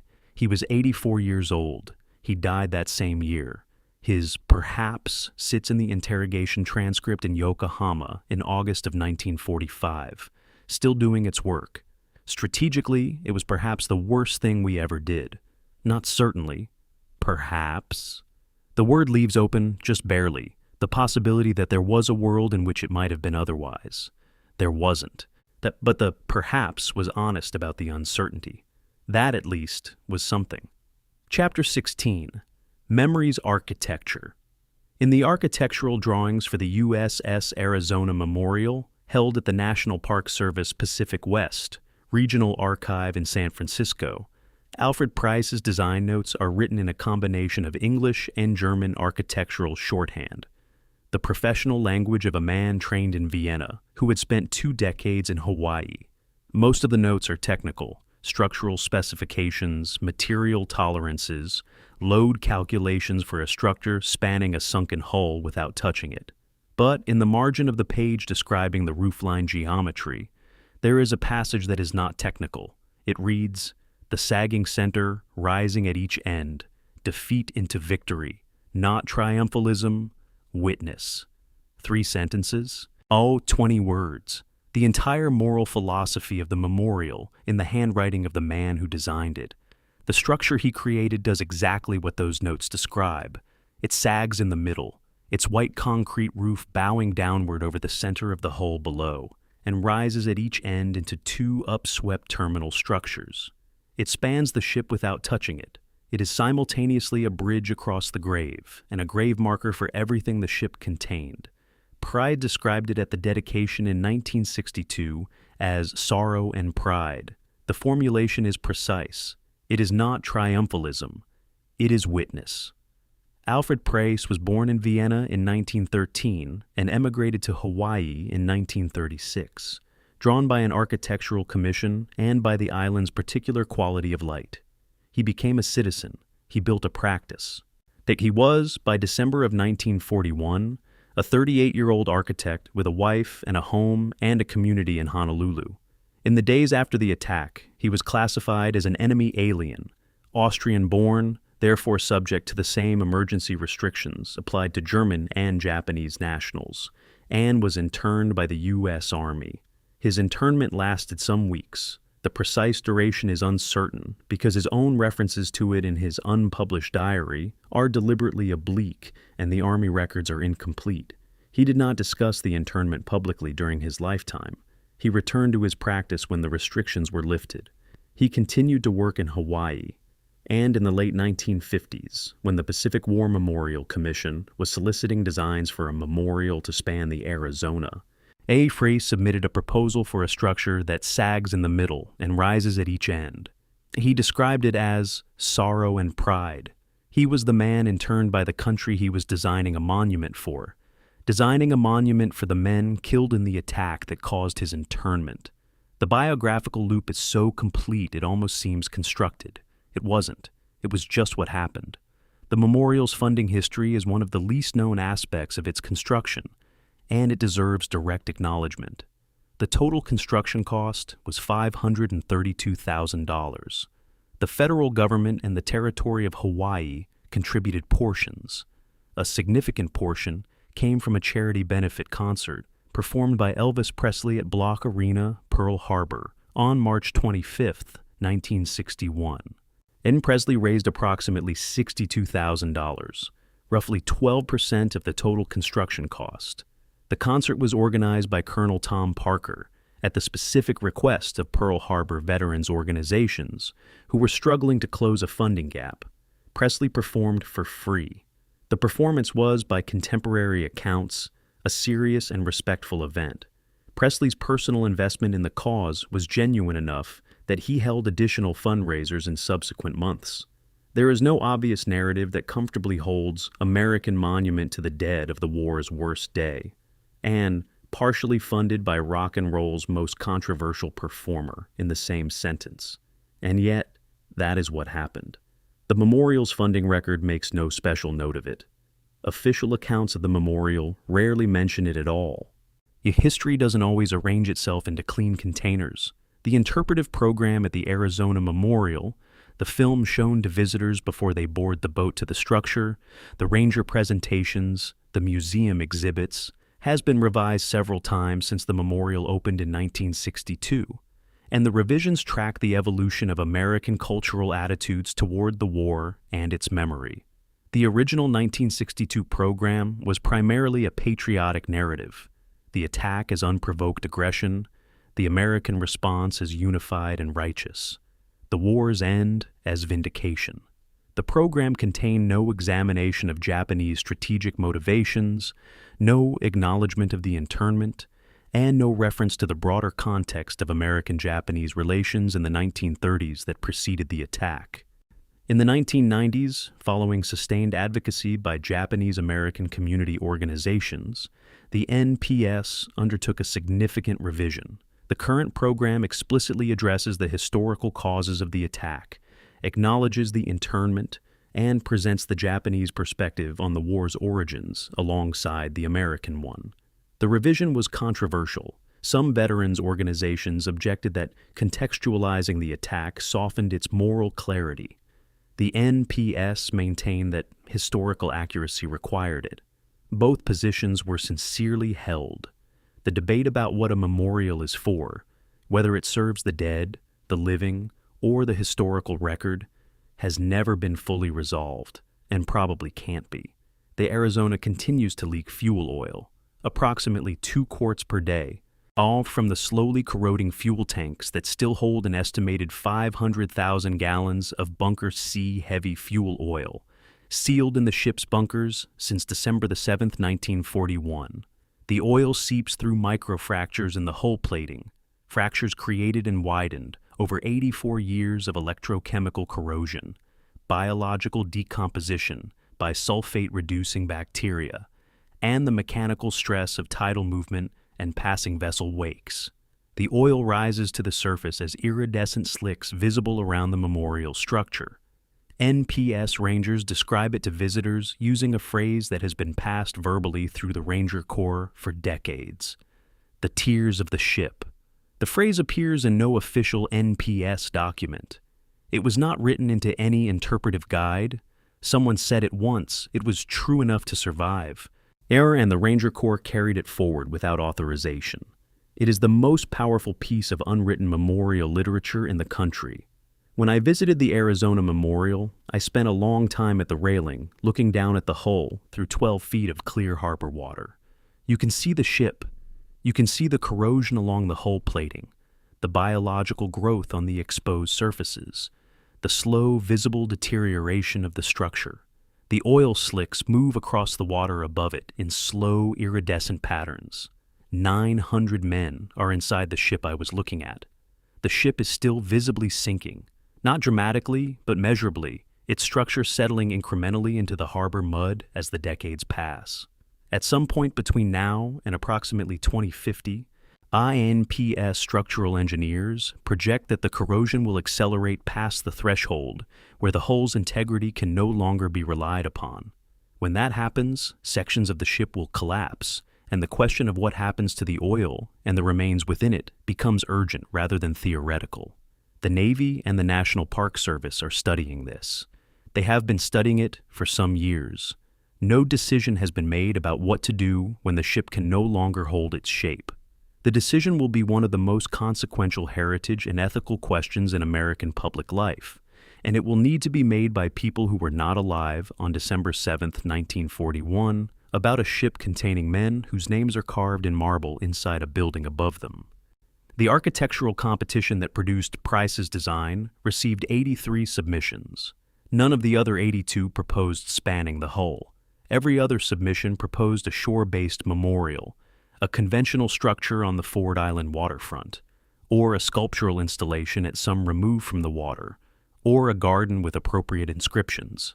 Price's spanning concept was not a competition winner. It was a later development, conceived by Price in direct conversation with the Pacific War Memorial Commission, after the competition failed to produce a design that satisfied the commission's sense of what the memorial needed to be. What it needed to be, Price eventually argued, was physically connected to the ship itself, suspended above it, spanning it, in direct visual and structural relationship with the hull below. And the commission agreed. The argument was made not through competition, but through one architect's persistent advocacy for a specific spatial idea over several years of meetings and rejected alternatives.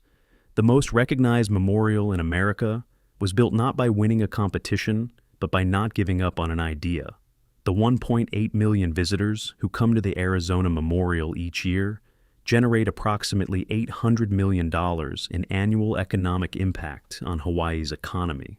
This arithmetic, the dead subsidizing the living paying to stand above the dead, is uncomfortable, and I think the discomfort is appropriate rather than something to be resolved. The memorial is simultaneously a war grave, a tourist attraction, a federal site managed by the National Park Service, a site of active Navy operations at the adjacent Pearl Harbor Naval Station, and a live environmental management challenge. These functions are not always compatible, and the management of their incompatibility is part of what the memorial actually is. The people who come to stand on the railing above the Arizona come for different reasons: grief, curiosity, patriotism, tourism, obligation. And the structure Prize designed accommodates all of them without pretending they are the same thing. The sag in the middle accommodates sorrow. The rise at each end accommodates something harder to name. Prize called it pride. I think he was reaching for a word that means the refusal to be defeated by the fact of having been defeated. The architecture holds both: the Elvis concert, the internment of the architect, the oil seeping through the hull, the penciled not triumphalism in the margin of a drawing, the ranger phrase that was never written down. History keeps leaving these details at the edges of the official record, details that are too specific and too strange to be invented, that don't serve any particular narrative need, that exist only because they happened. The memorial is not the story of Pearl Harbor. The memorial is the story of how a specific culture, in a specific moment, decided to remember Pearl Harbor, and the specific decisions made by specific people about what the structure should say and what it should leave unsaid. Prey said witness. He had more reason than most to choose that word carefully. He had been on both sides of the thing he was asked to memorialize. He built something that holds both sides without resolving them. That, for a building, is a considerable achievement. Chapter 17. The Long Shadow. The program for the 60th anniversary Pearl Harbor Remembrance Ceremony, December 7, 2001, held 81 days after September 11th, is a 12-page booklet. It lists the names of participating dignitaries, the order of the ceremony, the musical selections, the names of surviving veterans who would be present. It is a document produced with care, designed to be kept. On the back cover, in the space typically reserved for a sponsor's acknowledgement, someone has stamped, in red ink, applied with slightly uneven pressure, the letters leaning fractionally to the right, the words "Never Forget." Below it, in pencil, a different hand has added a single word: both. Just that. The penciled word wasn't in the printed program. Someone brought it to the ceremony and added it. It's in the collection of the Pacific Historic Parks Foundation. Nobody knows who wrote it. The foundation staff have cataloged it without attribution. Both. Two things to remember. Two things that are both the same attack and different attacks, depending on where you were standing when it happened. Daniel Inouye was 17 years old and living in Honolulu on December 7, 1941. He heard the explosions and looked up and saw the Japanese aircraft and understood immediately what was happening. He attempted to enlist in the Army the following day. He was turned away. Japanese Americans had been reclassified as enemy aliens, ineligible for military service. He worked as a medical volunteer in the days after the attack, or treating casualties at an aid station near his home. He waited. In 1943, when the Army reversed the policy and allowed Japanese Americans to volunteer for a segregated combat unit, he enlisted immediately. He was assigned to the 442nd Regimental Combat Team, the unit that would become the most decorated in American military history for its size and length of service, and was sent to fight in Italy. He lost his right arm to a German grenade in April of 1945, 21 years old, while leading a one-man assault on a fortified German machine gun position. He held the grenade that had blown off his arm long enough to throw it with his remaining hand, completing the attack. He received the Medal of Honor, awarded formally in 2000, 55 years after the event. And he was elected to the Senate from Hawaii in 1962 and served there for 50 years until his death in 2012. He was at the 60th anniversary ceremony at Pearl Harbor on December 7, 2001. He had been there in 1941, too. He was there both times. The September 11th analogy to Pearl Harbor was invoked within hours of the World Trade Center attacks. By September 12th, it was ubiquitous. in presidential statements, congressional speeches, newspaper editorials, and television commentary. The comparison was emotionally coherent: surprise attack, civilian and military casualties, national shock, the sudden violent end of a period of perceived safety. George W. Bush's address to Congress on September 20th, 2001, explicitly referenced Pearl Harbor, and the comparison then did substantial work in the subsequent months. It provided a historical template for the declaration of a war on terror, for the authorization of military force in Afghanistan, and, more problematically, for the decision to invade Iraq in 2003. The Pearl Harbor template was used to argue that the appropriate response to a surprise attack was overwhelming military force against a named adversary, and that the American public and Congress could be expected to support that response with the same sustained unity that they had demonstrated after December 7th. Both assumptions were partly wrong. The adversary at Pearl Harbor had a Navy, an Air Force, an Army, and an industrial base. The adversary on September 11th had box cutters and flight training, and a decentralized network that no declaration of war and no aircraft carrier could directly engage.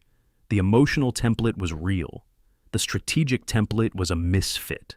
The historiographical debate about whether the Pearl Harbor analogy served or harmed American strategic decision-making after September 11th is active, unresolved, and genuinely consequential. Historian John Dower, in his 2010 study Cultures of War, argues that both Pearl Harbor and September 11th produced in American leadership a psychological state he calls catastrophic thinking, followed by hubristic response, the translation of genuine shock into overconfident military action without adequate strategic planning for what comes after the initial blow. As Victor Davis Hanson and other conservative historians have argued that the analogy was fundamentally correct in its identification of the strategic stakes, and that the Afghan campaign, at least, was a proportionate and necessary response.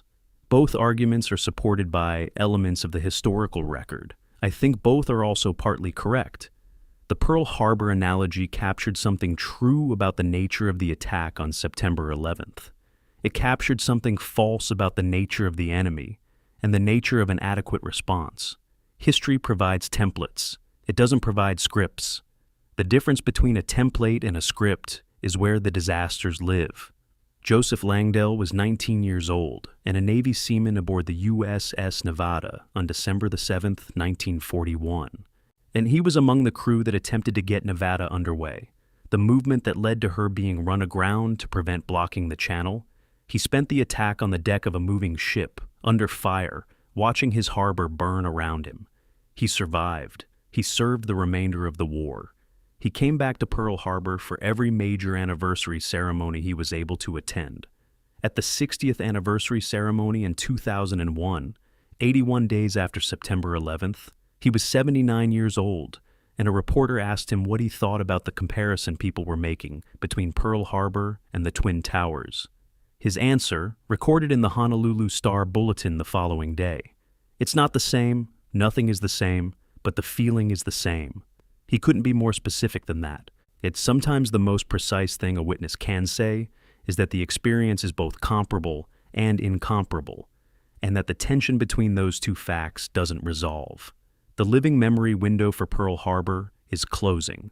As of this writing, fewer than a dozen USS Arizona survivors are known to be living, all of them in their late 90s or past 100.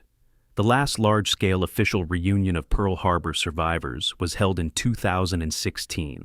7 survivors of the Arizona have, over the years, chosen to have their ashes interred within the sunken ship upon their deaths.